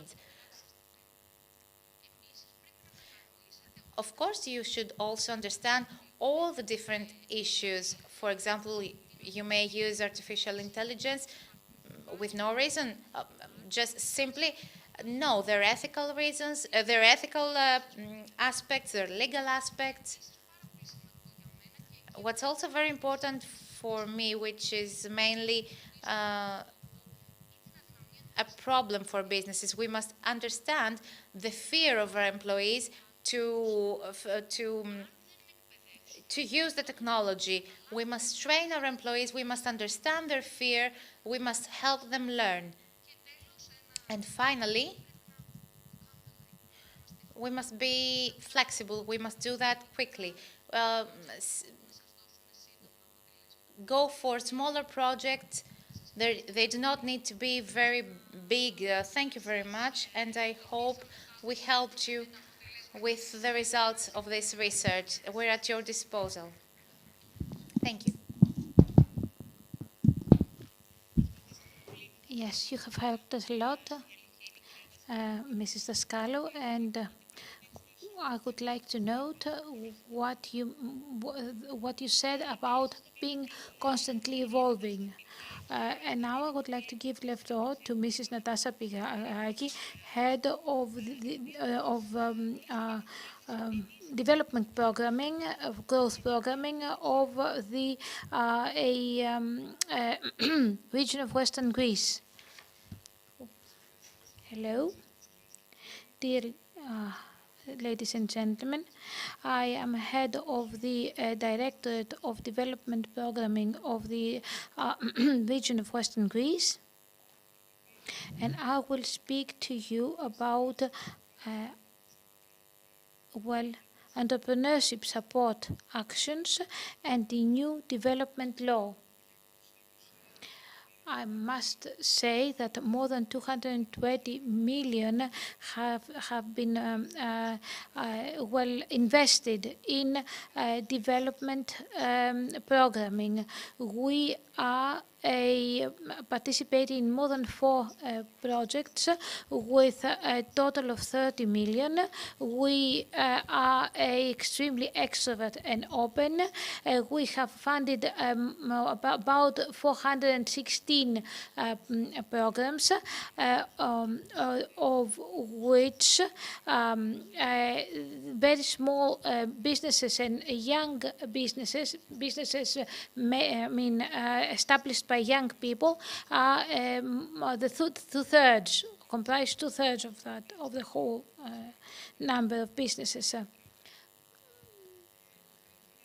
I would like to also underline the fact that the most effective area with regard to planning was the region of Western Greece, and also that our main aim for the next programming period is to support local business extroversy and openness, especially abroad, in order to enable them to go abroad to find new markets. And we focus also on industry, and the environment, information technology, green energy, and other technology areas. Unfortunately, the COVID pandemic has negatively influenced our implementation of the program. We hope, however, to be able to respect our deadlines. We also plan to increase the extroversy of small and medium-sized enterprises, enable them to expand their horizons. And in this respect, we also support creativity. And most particularly industrial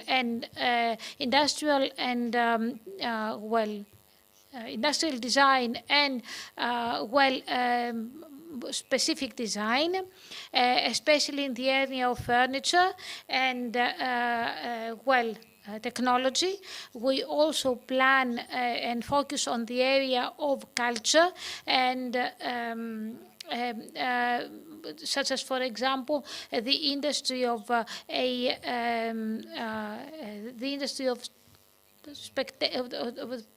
shows, the show business industry, and similar sectors. Our aims also were to support existing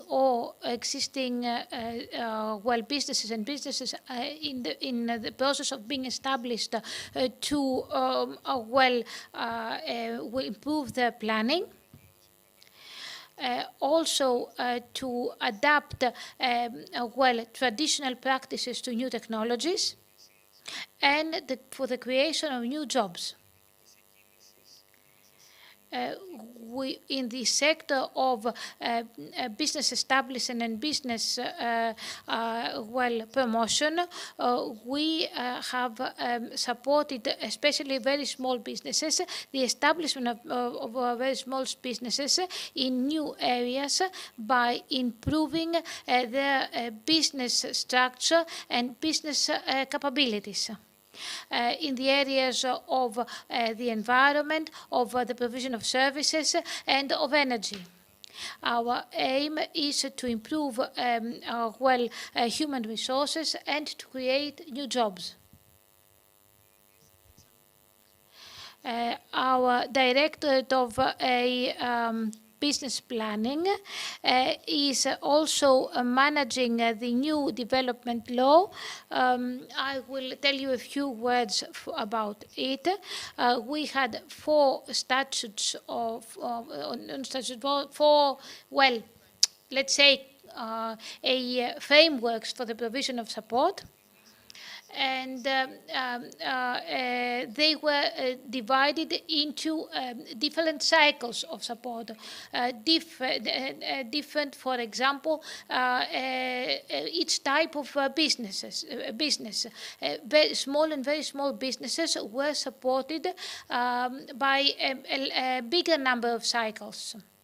In industrial equipment, we had a very small, the smallest number of participating businesses.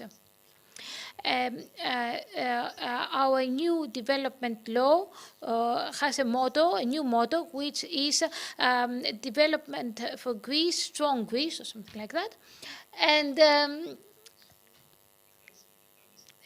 of course, it focuses on green development, the support of innovative investment, robotics, artificial intelligence, creating and supporting businesses with specialized personnel, support of not so privileged areas in Greece, the support of competitiveness, and the support of areas with added with value added. Naturally, all this must be well structured and harmonized with the specific provisions of the law. I could mention a few areas, such as, for example, aquaculture, a supply and logistics, a business openness, alternative forms of tourism, and holistic entrepreneurship. Which means that we plan to support entrepreneurship of all types of businesses by supporting, for example, primary investment, and also supporting the expansion of previously made investments. The total investment is up to 1 million in comparison to 3 million that it was, but that does not mean that regions are excluded, since the funding under the previous regime did not go above 800,000 euros for high, let's say, demand areas.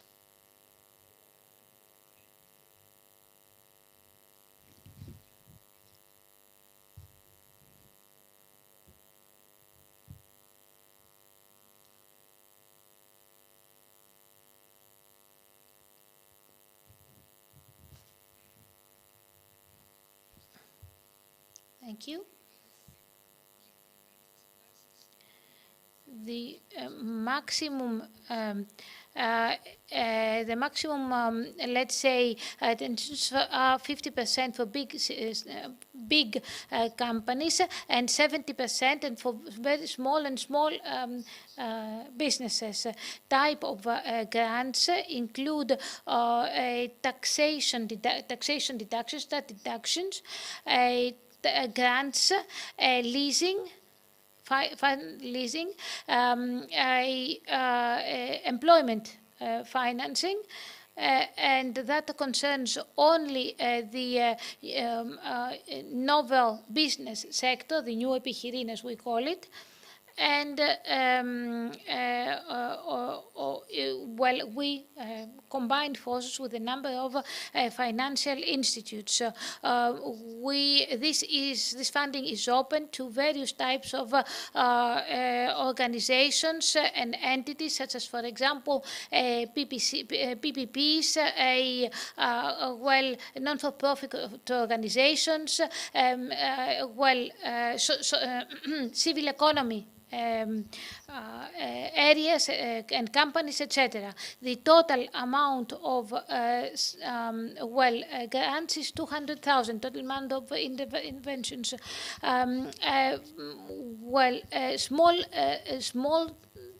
Small size companies, and this is worth mentioning, are eligible for 100,000, and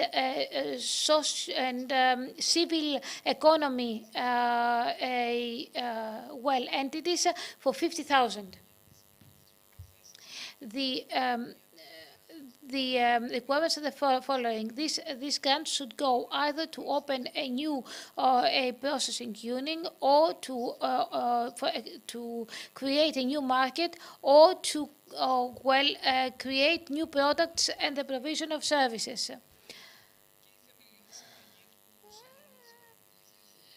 Also, we found the overall overall change or modification of the production of an existing production unit.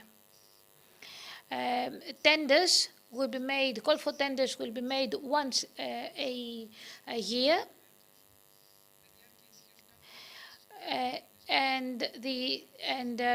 Whereas an individual calls for tender will be done many times a year. The new development law underlines the importance of the speed with which all this is implemented, and that is why we are trying to speed up the process. For this year, we have almost completed almost all the cycles, and we hope that as soon as the new law is promulgated, we would be able to start. A new project that will be funded by the development law, by the social fund, European Social Fund, is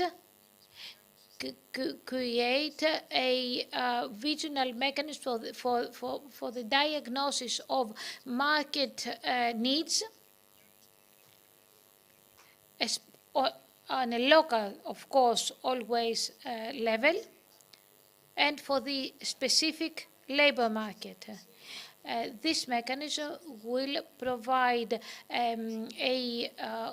reliable data to all the entities that require it in the region. It will fund vocational training and educational activities so that businesses can actually be up to the requirements of the market, and will actually provide services to the programming mechanism for the period 21-27, especially in the areas of human resources. I will now show two slides, but I won't say much. this is the view of a platform for the unemployed.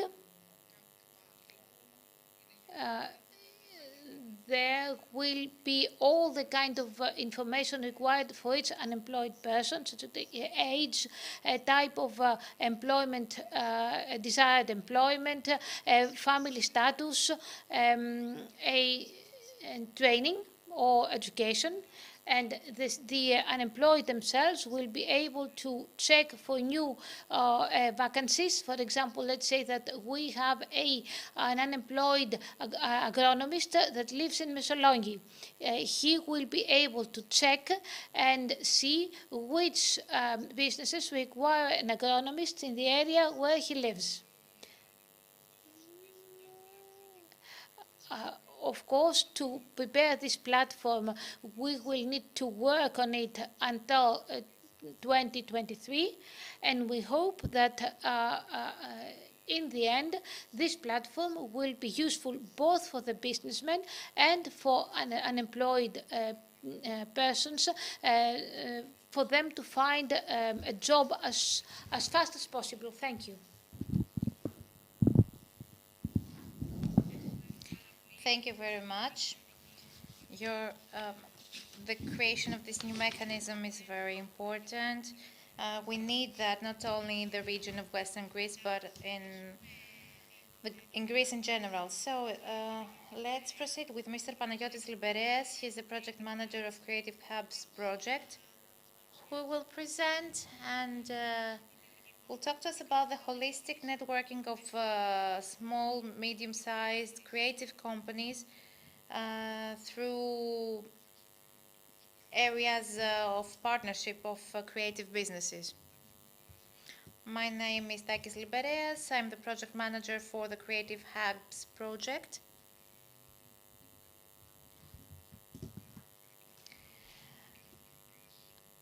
I'll start with what Mrs. Pirgaki said, that this program is the only one that supported creative businesses. This shows that creative businesses is a strategic sector, and we will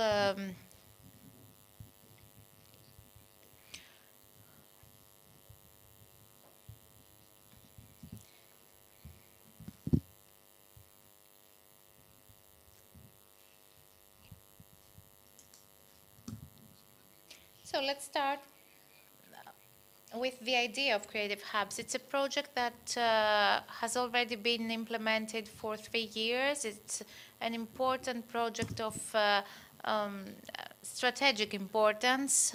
It's a project of 10 million euros. The biggest amount is about the Puglia region in Italy, not that of the Western Greece, which is the moderating unit.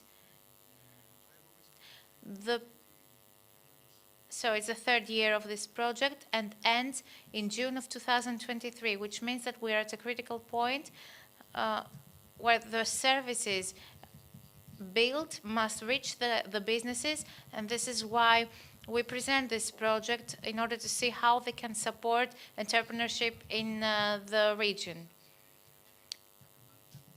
It's the next part of several other projects implemented in the region of Western Greece, like Spark and Siak, which had to do with specific sectors of the industry. 4 regions participate in this project, the same that participate in the Greece-Italy project. The goal is to create 8 hubs, 4 of them in the Western Greece, 1 in Epirus, 1 in Zakynthos for the Ionian Islands, and 2 in Puglia. And the goal is to help all small and medium-sized companies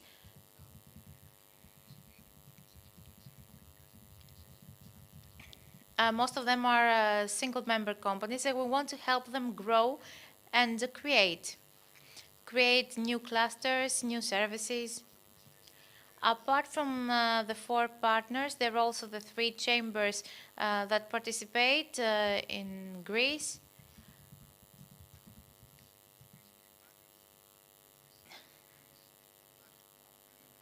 They help when it comes to research, studies, so the 4 regions. And here you can see the 8 hubs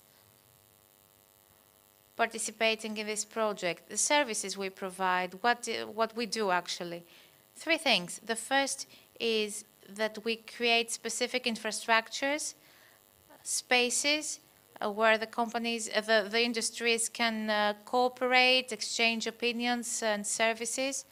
There are specific tools built for the companies, to support the companies and the regions and all involved partners. And the third point are some pilots for the implementation of the project. So this is how we want to proceed for the support of the businesses. So our goals and where we are at this point. In order to provide the services to the small and medium-sized companies, so we have the infrastructures, we have a network of 8 infrastructures in Achaia. We are at different stages of the implementation. For example, in Achaia, we are still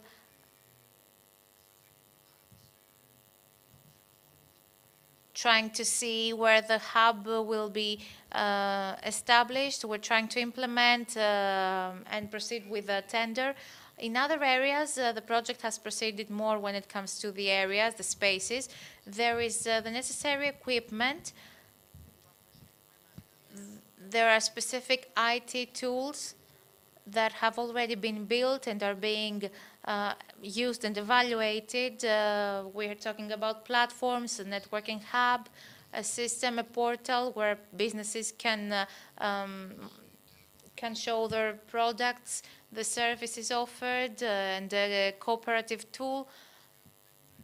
They are all built and the businesses are starting using them. There are horizontal services that are created in the hubs, such as specific seminars and thematic workshops, training packages in specific sectors. They are available online for anyone who wants to train in specific areas that help the Greek industries. There is the implementation, the B2B of B2B missions.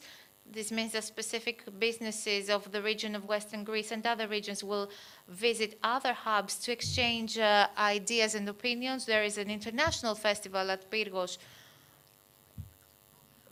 The aim is to repeat it every year. We'll see if we can do it in 2023, various events. And something else that can be made, implemented at a cross-border level is the International Exhibition of Thessaloniki. There will be an event in September.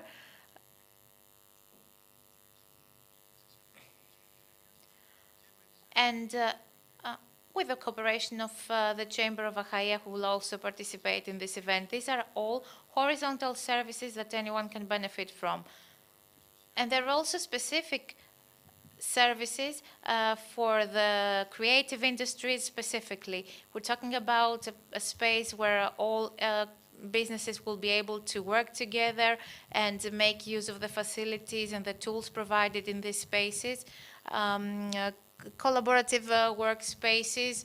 We will help them through the IT tools to create, to show their products, to build collaborations, to participate in the events we organize, and of course to work together. We're talking about very small businesses in order to proceed, to grow, and to help them evolve.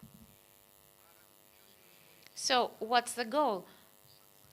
For us, Creative Hubs is just the beginning, a starting point, because the region has declared, has expressed in many ways that creative industries are very important for the region, and what's most important is that it is trying to play a central role in the region of Ionian Islands by coordinating the various strategies and workshops that have to do with the creative industry. So Creative Hubs is a stage, a step that helps businesses at the local level and the starting point for the next steps to be taken and that the region is planning.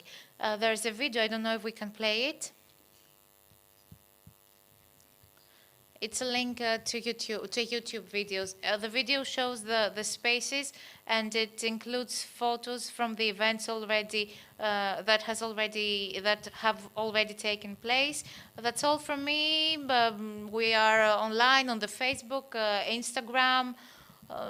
Spaces where you can find information about the project, and we'll be happy if you follow us and we have the opportunity to interact so that we can help you as much as we can. Thank you.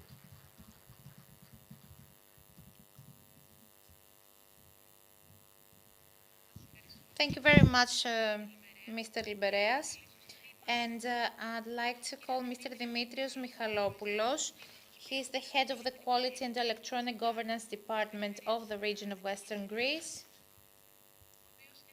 He will talk to us about the digital actions to highlight the innovation ecosystem and the support of entrepreneurship in Western Greece. Good evening to everybody. We'll present the digital actions for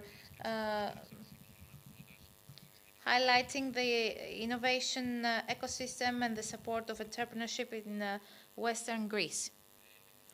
So indicatively, we'll talk about 3 digital actions. The first is a platform for the investment profile of Western Greece. It's a service for the creation of investors' portfolio where all investors can have access to all necessary data of the region. We're talking about the investments in Western Greece. The second digital action is a platform in the framework of the Agroinoeco for new innovative technologies in the agricultural sector. The third is the Egovino platform, a networking platform that is very important because we're talking about the support and the coordination of the regional capital for research and innovation. Let's start with the investment profile of Western Greece. Let's see which are the priority sectors for an investor. For example, we have tourism, fishery. So we need training, we need research, we need innovation. We do not need to talk about the universities and the ecosystem that where students, highly trained students are coming. And we can say that these sectors are the first that an investor will look into when they visit the platform of the investment profile of the region. So we have many investment opportunities. You can see some of them here. They're available on our website as well. For example, the use of Ladopoulos building, of the infrastructures of Piraiki, Patraiki. But apart from Haia, we also have actions in Ilia, Etolokarnania, with the development of infrastructures at Astakos. So there are plenty of opportunities for many investors who can take a look at all of them. So from a new investor, after signing up in the platform, can see all these investment actions. Then he can show his interest for one or more invitations by the region. And it's important to say that it's not just a static platform, so the investors access this platform and they have the networking, which means that they can participate in a forum, discuss with each other, exchange ideas, and this is very important. Maybe it's also, and this is a great innovation of this platform. So there are the results of the actions, and if they go further in the platform, so let's choose tourism, for example, this is a snapshot of what they see. It is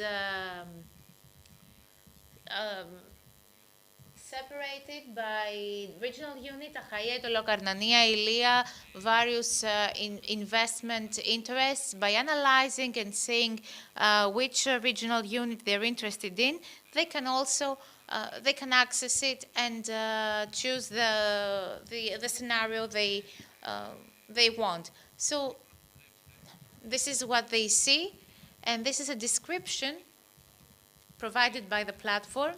And there is various information such as the budget, whether there have been studies, licensing, environmental studies, which are all very important because this shows the level of maturity of the specific investment. So all these points are important, and I think that this is a digital action that I don't know if there is available at any other region, but it's very important for our region. The second digital action, AgroInnoEco, the platform AgroInnoEco.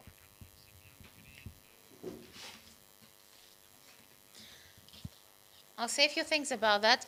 AgroInnoEco was submitted during the in the framework of the first invitation to tender, Balkan Innovation 2020. We're talking about innovation, and we want to enhance the competitiveness of small and medium-sized companies. So what is this platform essentially? The main thing we have to keep in mind is that we're talking about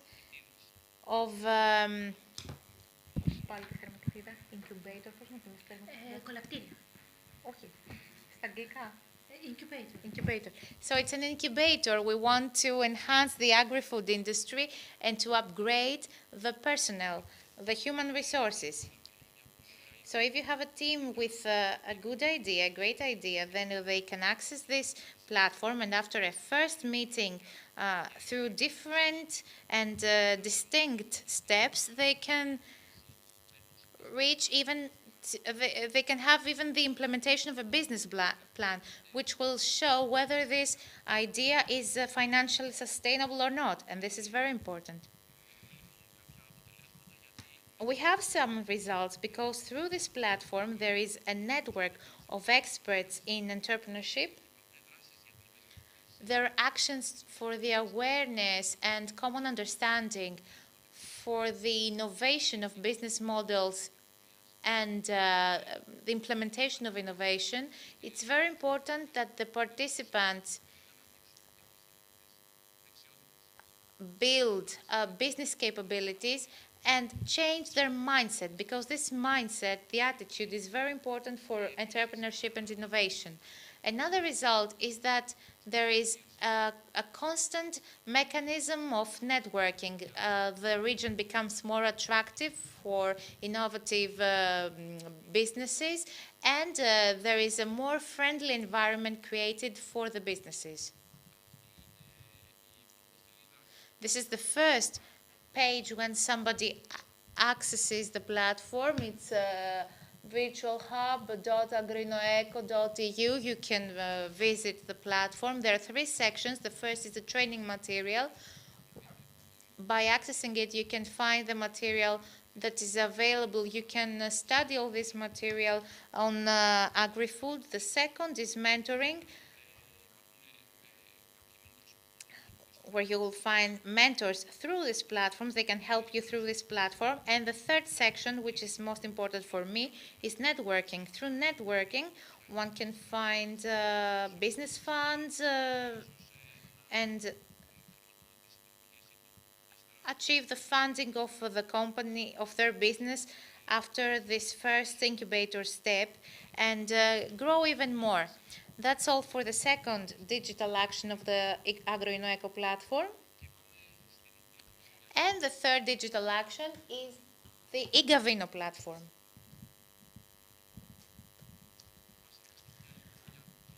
So the most important characteristics. The first, to the invitation to tender for the cross-border cooperation of Greece and Italy 2014-2020. We're talking about innovation and competitiveness once more. The aim is to provide support services for the innovation and development of cross-border clusters in order to enhance competitiveness. The goals is to develop the information on the market, create G2B opportunities,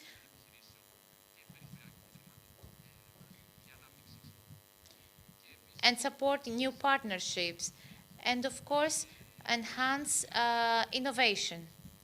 When we're talking about this platform, what we must keep in mind is networking. So it's an online portal that will host digital services and tools for the project for Western Greece. So we're talking about a toolkit for new businesses, which is actually a networking tool of the regional innovation ecosystem.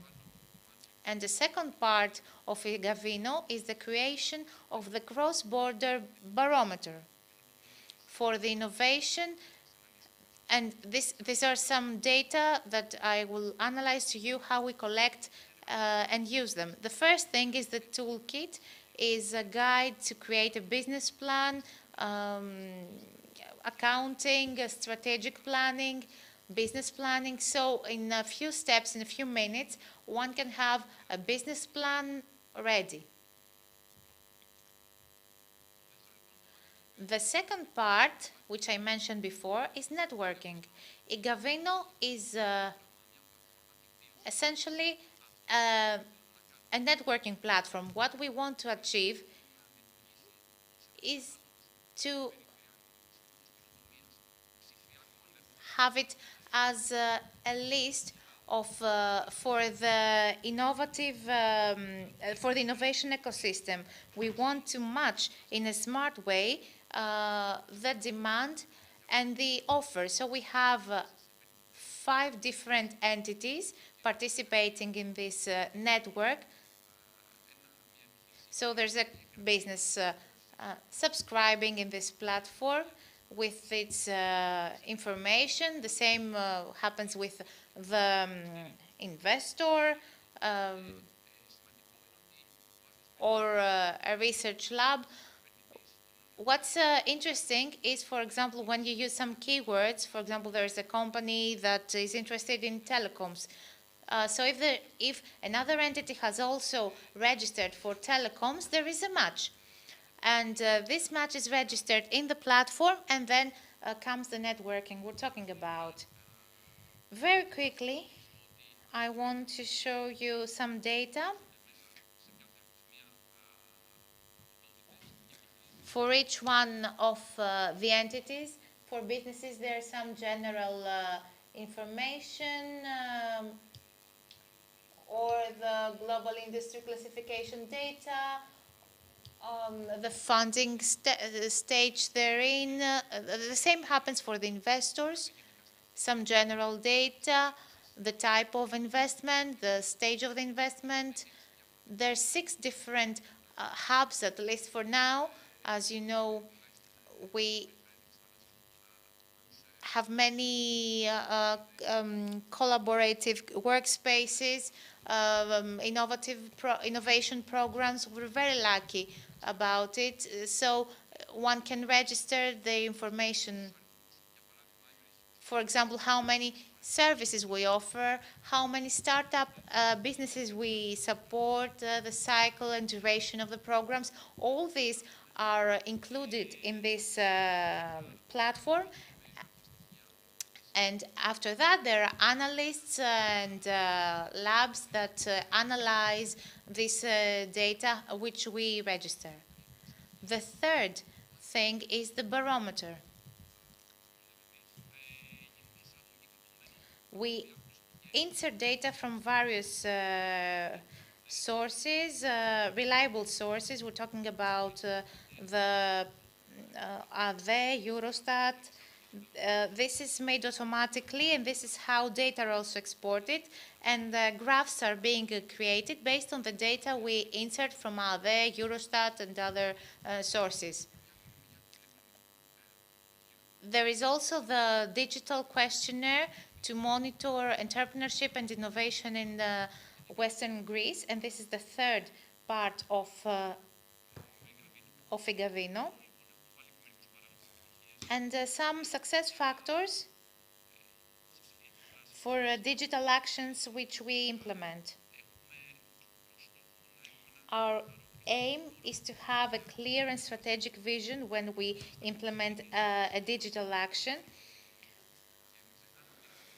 When we implement a digital action, at least us from the Regional Development Fund, it's very important for us to discuss with the citizens, with the users, because otherwise there is no point in having this tool if we do not ask them if what they see is useful for them or not. There's no point in creating a tool if it will not be useful in 2 or 3 years. So the adaptiveness of the tool is also very important, the quality of the data. Of course, Eurostat and the reliable sources we use. And I'd like to focus on our mindset, which has changed to the direction of the innovation and entrepreneurship, which is what we must always have in mind. Before closing my presentation, I'd like to say that all those things we do and the digital actions we implement, we want to have them integrated, to have them under an umbrella which will have a same goal. It's no point in having 8 or 10 different tools working independently without a common goal. Our common goal is to have them all incorporated and have a good result. And no matter how many incentives we may give to some people in order to help innovation, I think that it's very important to create an innovation environment. And we're at a good direction when it comes to this. And this is what we all wish for. That's all from me. I hope you found it interesting. Thank you very much.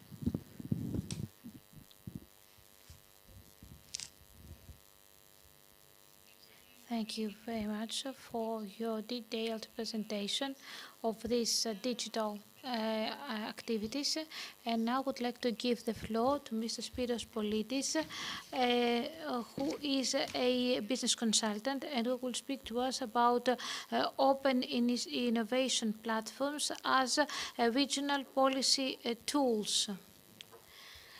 Thank you very much.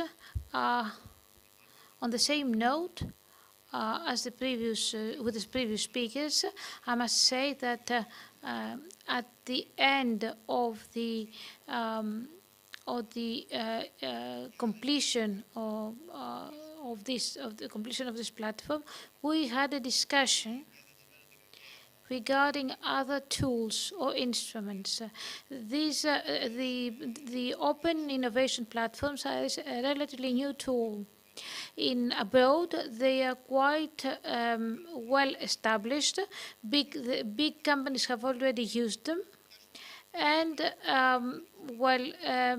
having seen that, we decided to use them also here. What is innovation? Is it an invention? Not exactly. Innovation is a set of actions which leads to a new product or service. So innovation is not a patent. Innovation, however, is not a patent. A patent was something that you had to, that had to be recognized and certified. Techno innovations regard services or products, and also while administrative innovation is possible. Let us not forget that even by using a key in an innovative way, you can actually increase production. So, we analyzed innovation to find out what exactly changed in recent years that caused us to approach innovation in a different way. Why have businesses been innovating in a different way?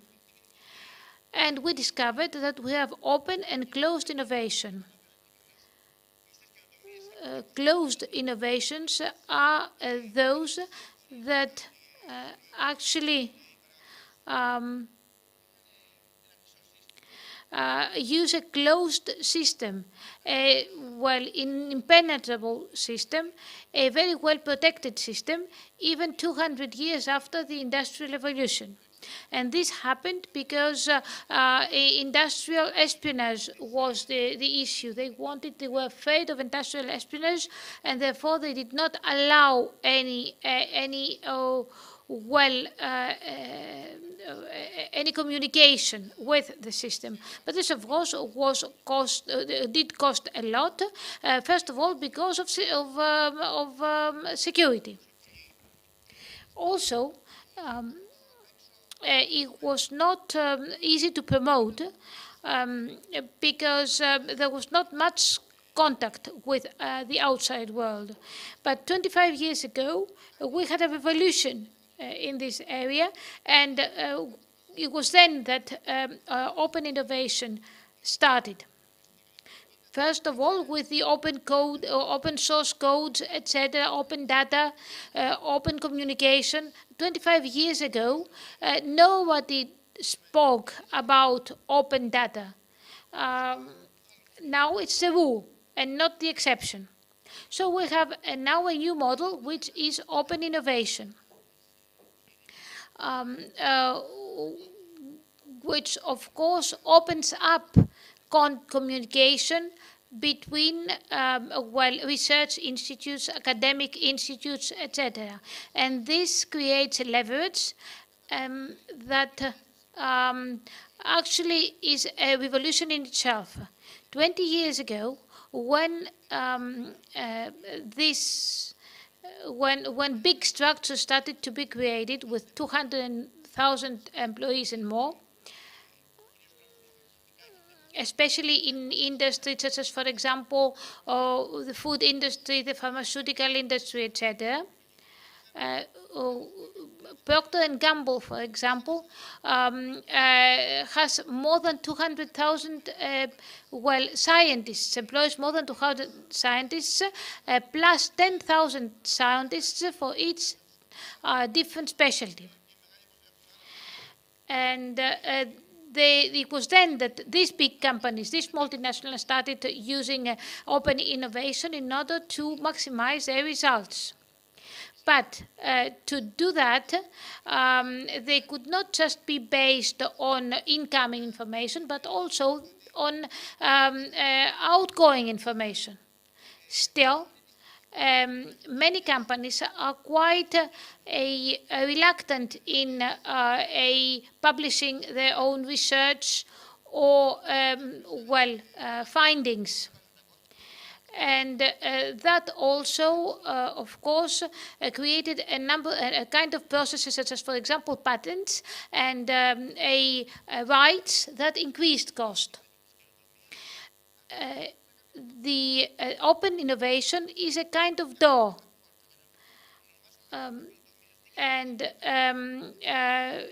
We actually have now an innovation platform. It's not something, wow, something very exciting or something completely different. It is just a way to build an area, a framework for various working groups. So each group works on a specific part and a specific branch of innovation. Naturally, the first to use this type of work were let's say, information companies.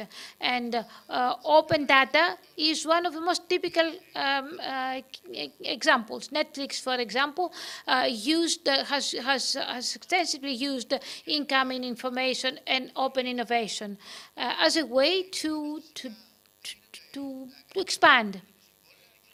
Naturally, of course, always on the basis of contracts, rights, profits, etc. Open innovation is not something which is just a piece of information or just scattered like that, or discovered like that. And then we have crowdsourcing, the famous crowdsourcing. Crowdsourcing, also our businesses, more or less, have a face, have an influence on society and on the world community. It's very important for people to go into big platforms such as, for example, Twitter, etc., and read about big companies and what people think about them. Colgate, just a couple of years ago, made a new product, but before launching it, it started a whole campaign about packaging, and that would have not been able just a few years before that happened, because the public was immature and because there was no technology to support it. Now it is possible and many companies use it. So we could start speaking about a combination of all these things. You just go into a platform, and a platform is open to both big multinationals and simple citizens. So what the previous speaker said about keywords and about how keywords are used as connection links is true. Networking is not just meeting people, but also going on a platform, putting in your information, personal information, so that peers and interested parties, stakeholders can find you. Especially in Africa, there's a big innovation, a big evolution in moving products from one country to another. Many African companies have managed, using open innovation, to build new products and actually even have products in markets where they were not available before, and even to sell them in countries that where need for such products did not exist. Unfortunately, the speaker is off the microphone.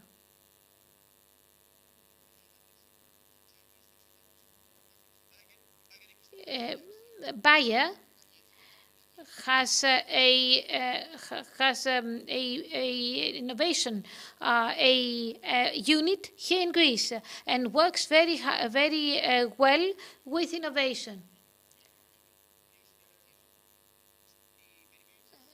In the regions in Greece, InPoint is a very important European program that also is implemented in the regions. The University of Patras and the University of the Peloponnese also participate. And that's why we thought we could use such a tool, such an instrument, in Western Greece, so that our innovation ecosystem, because we do have an ecosystem, and it's we are one of the few regions where an ecosystem does exist, despite the fact that we do not have a worthy of noting R&D. So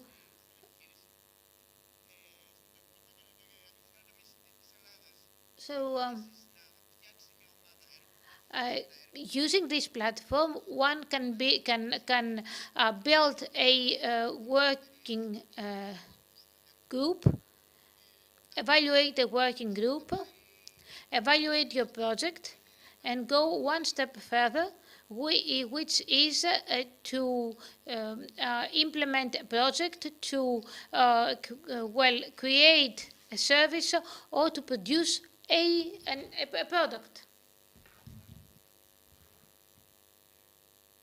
We also try to recruit students, even businessmen or professionals that were not very much into innovation, to inform them about innovation. So we asked them what they thought of innovation, what exactly it was, whether some of the things they did were innovative. And when we analyzed the answers, we got into quite a few interesting conclusions. Most people believe that, for example, innovation is indispensable, and one cannot do without innovation, especially with regard to the needs that society has now.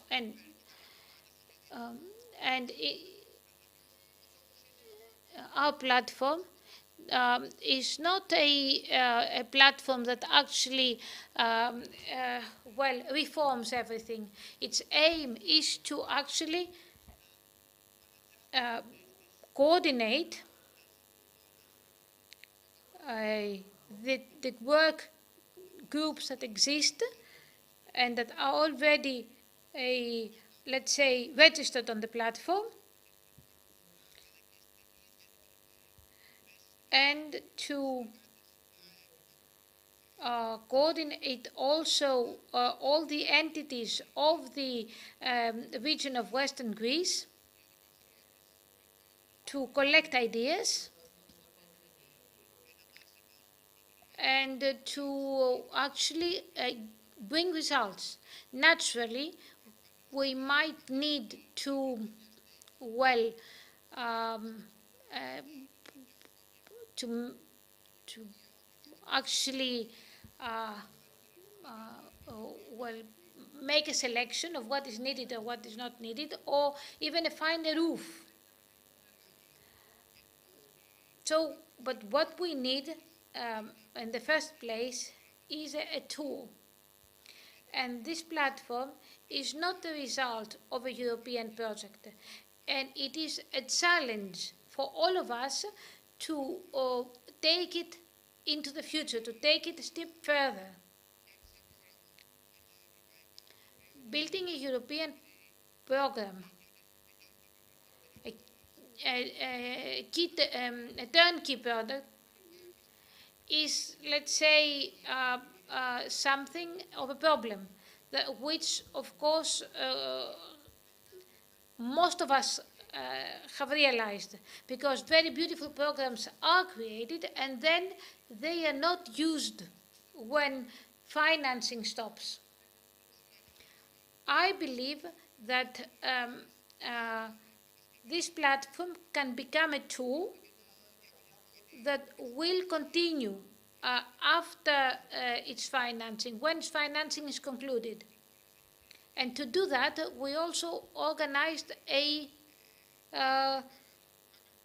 competition,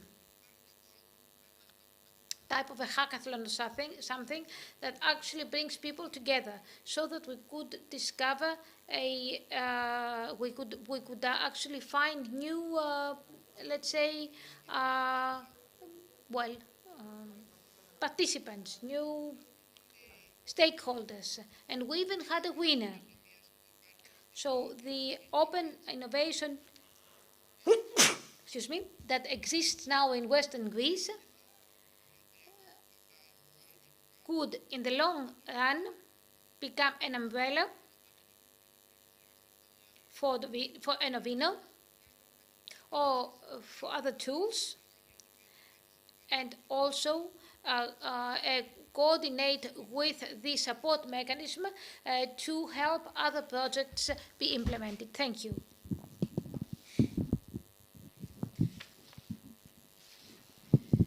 Would like to thank Mr. Politis for the presentation.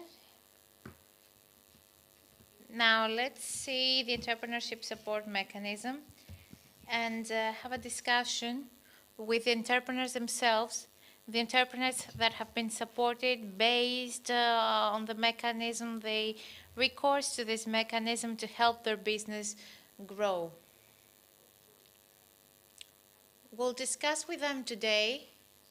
I'd like to invite Mr. Vasilis Tudopoulos, member of the project for the Entrepreneurship Support Mechanism and consultant of the mechanism, who will be the moderator of the discussion.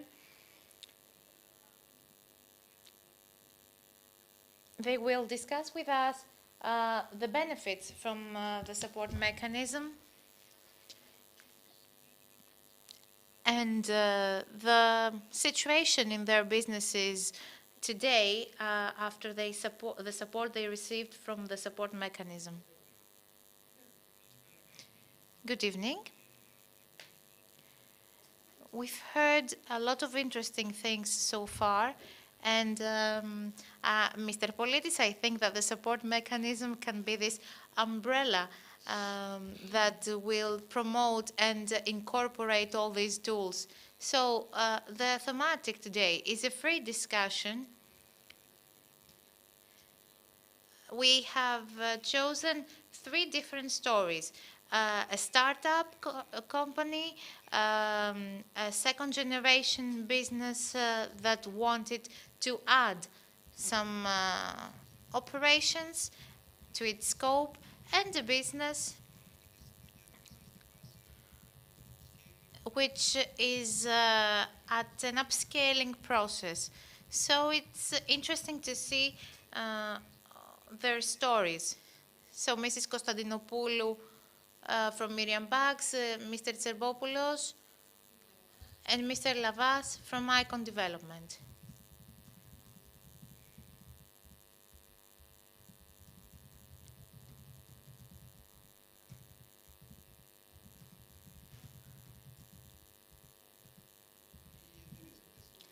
These businesses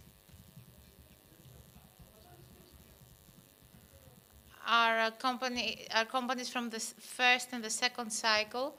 So I'll let them present themselves and their business, tell us their story, and we will proceed with a discussion to see how the support mechanism helped them or how it can help them in the future.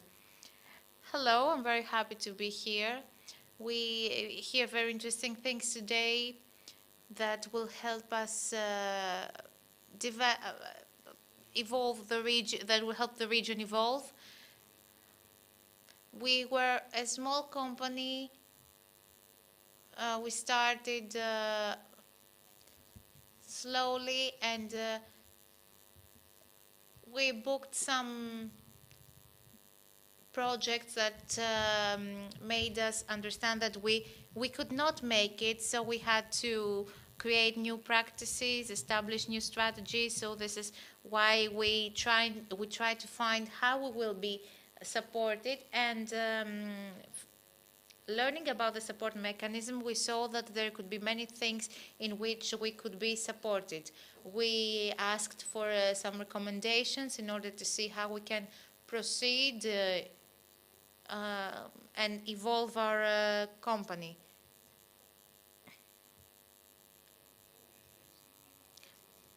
Our company is a technical company with 4 axes. The study of buildings, The second is the construction of buildings. We have evolved in this field in a way that helped us evolve from, create from a very small house to a big hotel. The third is the maintenance of building installations, which is important for all installations. That's all from me.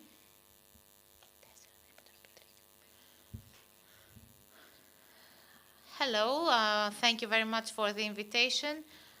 My business is about the design and construction of women bags. We use natural materials from dead stock collections. The main,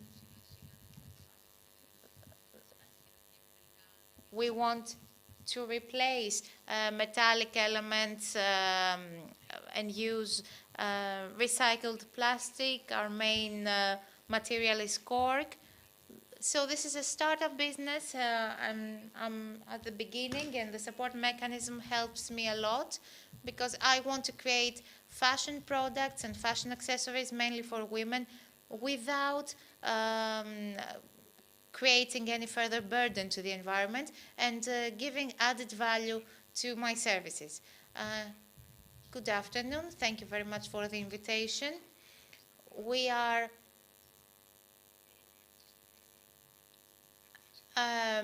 from the ecclesiastical sector.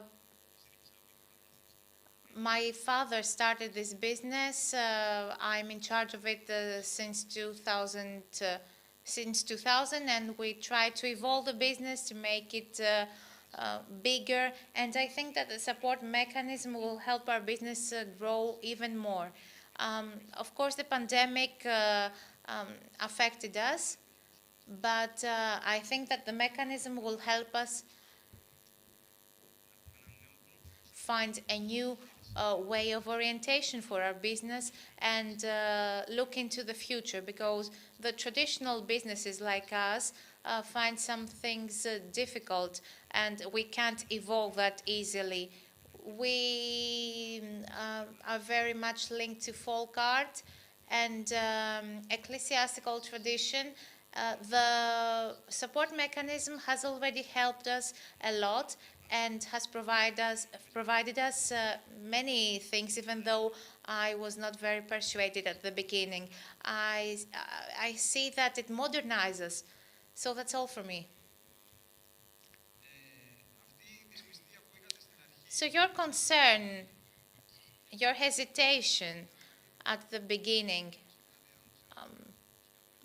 that maybe is just another mechanism, just another project, another tool that is not actually, that does not actually give any results. So through this process of discussion with the officials of the mechanism, do you see that it's worth recoursing to it, regardless of the nature of the business, of the form of business? Is it worth it getting into a discussion with the officials of the mechanism and see how they can benefit it from this mechanism?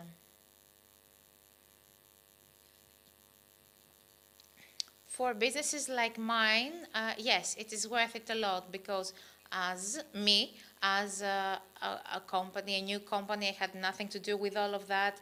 Yes, it helped me a lot. And of course, I was hesitating at the beginning, but I see there has been a shift in my mindset, in the marketing plan. It indeed helps in taking the correct steps, or do many things that may not have any results. So it's important for me to have input from someone with experience in the field. For us, the business plan that was created helped us a lot. It gave us many ideas, even though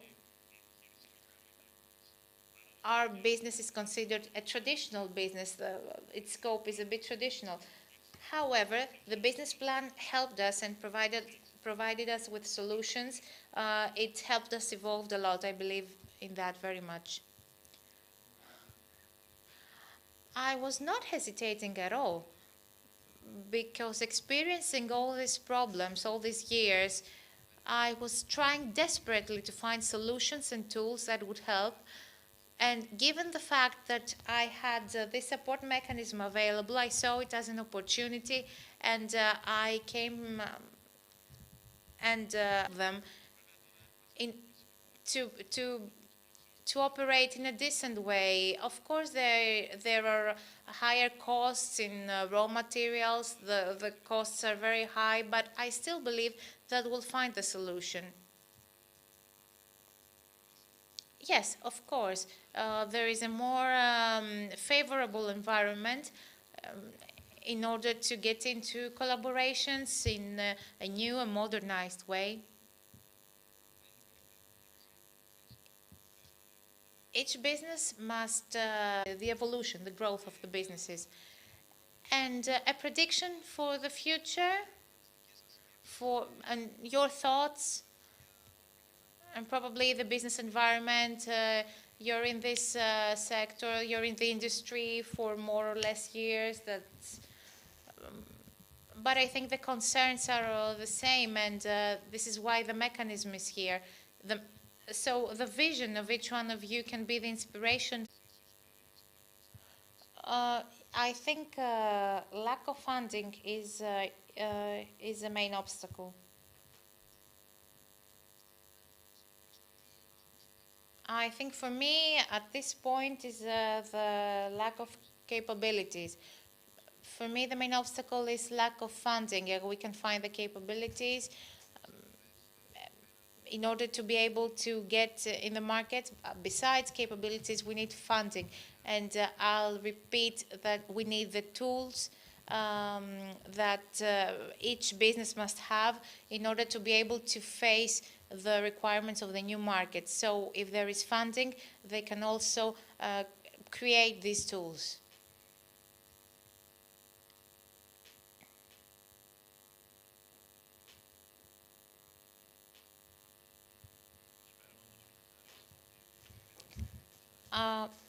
From the region of the Western Greece, we were evaluating the mechanism when it was established, and we did all necessary amendments in order to make it more useful. Would you pay to receive the services that you're now receiving, and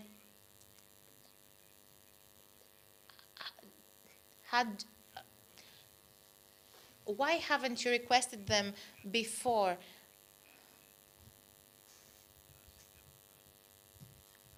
And moreover, there are several funding actions of the region. Why haven't you participated in them, or did you participate in them and you didn't succeed in it?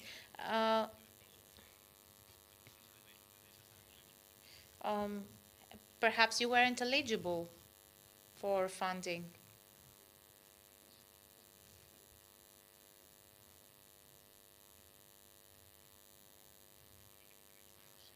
I wasn't informed on this mechanism.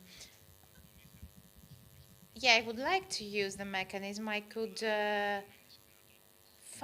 use funding, but the capabilities were very restricted. The pandemic affected us a lot, so you could not allocate a significant amount of money in order to help your business evolve. But you want to do that, but when the budget is restricted due to the pandemic, this does not help a lot. For me, I didn't have the opportunity. I would buy these services, and I saw this need when I wanted to apply for a different project at the chamber. And for the second part of your question, you replied yourself.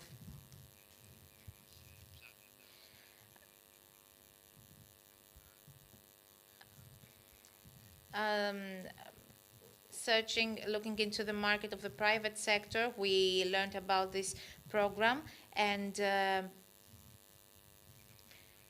from the first moment, we accepted the program and we signed up for it.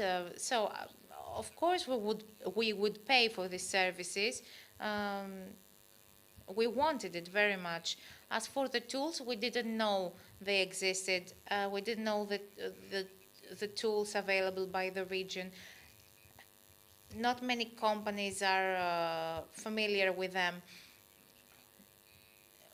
We must inform the businesses of what we're doing. I'd like to say at this point that from the three businesses, one of them said that they would go into the free market, and this is a discussion that is actually active on whether competitiveness can be combined with the free market. Coming myself from the free market, I can tell you that in order for someone to be able to receive such services is the culture. It's very important that this mechanism builds a culture that makes the businessmen more, the entrepreneurs more open to new cultures, and it helps them shape an ecosystem and an attitude of support that we don't have until now as a region. And this is not my personal opinion. This is something we saw from the previous speakers. So the mechanism, since it is an innovative initiative that is indeed helpful, the entrepreneurs must be less hesitant. They must discuss with the persons of the mechanism. It's a two-way relation with the region. Yes, the project has been assigned to a tenderer, but the officials of the development fund have already set the grounds for helping us to evolve, to grow. So this feedback was indeed very necessary, very important to help us have a clear picture of what is happening.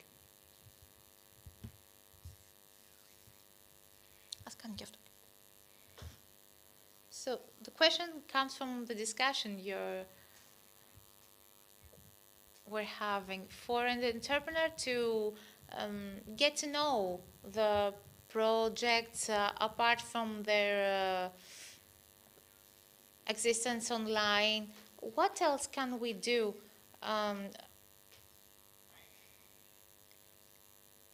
You can send us an email, we can reply to any question you may have, but what else do you think that we could do? What do you recommend? What can we do for the next programs? Because new programs are coming from September.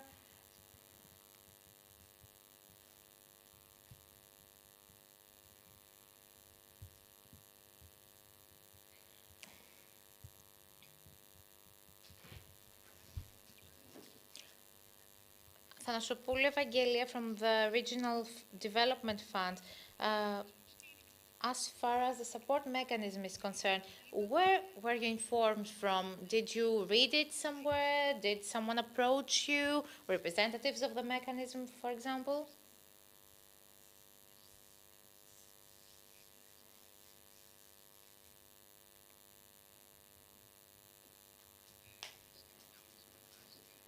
For the recommendations on the information for businesses, I can't think of anything. One thing is the social media, where we're all online through our smartphone. And probably there can be more serious recommendations for the provision of incentives. This is how I learned about the support mechanism, through friends and colleagues and via the social media. I saw that there is this this service. And I learned for it. So yes, me too, through the social media on a live session for the presentation of the support mechanism. This is how I contacted them. From an advertising spot, and Mr. Todopoulos also informed me, what I would like to say is that us, the businesses, we need from the region another way, another approach for learning about the mechanism.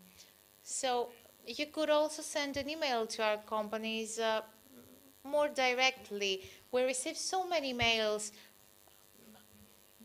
Most of them are useless.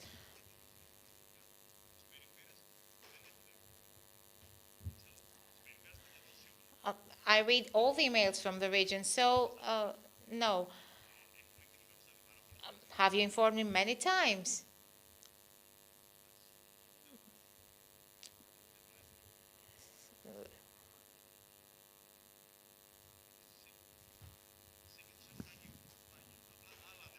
I open these emails. So this is a very basic way in which we can be informed.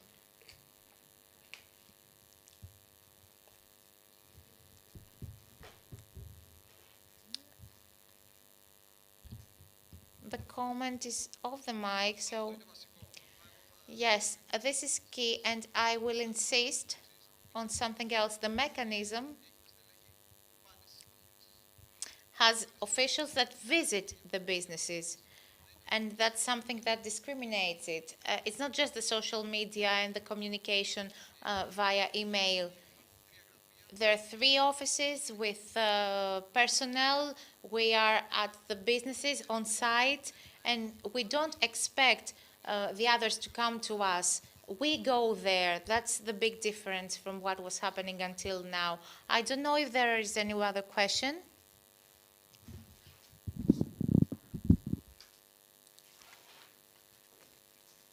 My name is Karalisa, and I represent COSAC. COSAC is a company for the processing of food and agricultural products.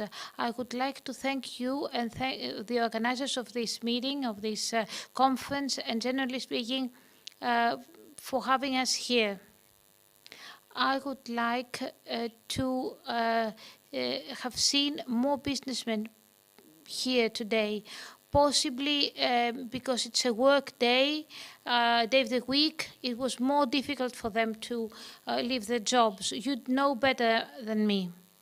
Regarding agri-food businesses, well, most of them, because of their job, have to be in the farm. And they have a difficulty in attracting specialized and scientific staff. We are looking for educated, trained, specialized staff, but it is really difficult for us to find, and we're really frustrated and about that. Would the academic world, the academia, be interested? I was wondering. So I did address myself to the university, and most of the universities, those that answered, most of the universities did not answer, but those who which answered refused or were not interested. I think that 25% of our people, 25% of our projects as research projects, and this is very interesting, but unfortunately our research projects are not connected to the industry, to businesses, and businesses and the industry really want for scientists. We really would like to have access to innovative products. We have an idea about an innovative product, but we would like to have more information about how to proceed. Having access to the academia is very difficult. You have to have an intermediary, a friend, someone who would be interested in helping you to contact the right person, the right professor, etc. And then the money they require is a lot. For example, if they ask for, let's say, 100 euros, a businessman will think, okay, with this money, I can get a piece of equipment that will really help me do my job and ease my workload. I will never get this type of return from a piece of advice from an academia professor. And one last thing, at the end of our discussion with the so-called academia professors, I said, do you have any students that would be interested in practicing with us so that maybe we could employ him after the end of his studies? And you know something, they didn't know anyone. They had no one to recommend. And when we got out at the end of the discussion, my friend told me, you know, we have no contact with the students. You know something? It's better for you to go to this private tutorship institute and ask, because they know which students actually are in the university now. You should know that this mechanism has been presented in all 3 regional units. The regional support mechanism. So the information is quite global, but we are going to continue. Would you like to comment on that? Yes, we have a comment from the floor. A small clarification. This mechanism was created for specific purposes, so we cannot speak about grants, but the region can speak about grants. And I suppose that we already have some idea about all that, and we are already planning on that. What we can do, we can provide you with a business plan for your idea. Yes, but we need, I think the gentleman says that we need the equipment also. Well, maybe we could do this discussion, could have this discussion in one of the future conferences organized by the mechanism. And Mr. Tsakalos, and then we'll close. Good afternoon. I'm Tsakalos. My name is Tsakalos, and I am a regional advisor or consultant. I would like to say only that we have already built a number of platforms to support entrepreneurship. What entrepreneurs, businessmen tell me almost on a day-to-day basis is that we need to actually make innovation as simple as possible, so that they can actually use it and make return out of it as soon as possible. many of the mechanisms that have been created up to now were quite sophisticated. They were too complex. What we need is to make the information simple, make it as more easily accessible as possible, even through the social media. And I am sure that what you have heard today will be passed on to others that are not with us today. So thank you very much for your ideas and your participation. Thank you. I think that we have no further questions. Thank you very much. I think, ladies and gentlemen, that we have actually had quite a wealth of information from our distinguished speakers and participants. We had quite an interesting discussion. I think that the suggestions heard were really interesting, and I believe that we have a lot of new things to wait for from the regional fund and other other fora. The support mechanism is quite one of them. I think that we have heard quite a few ideas about how businessmen could use it. And we believe that we can now, using all that we have heard, we can go one step further into a new era for entrepreneurship in Western Greece, so that Western Greece can finally take the place it is worth in the map of Greece. Thank you very much for your attendance.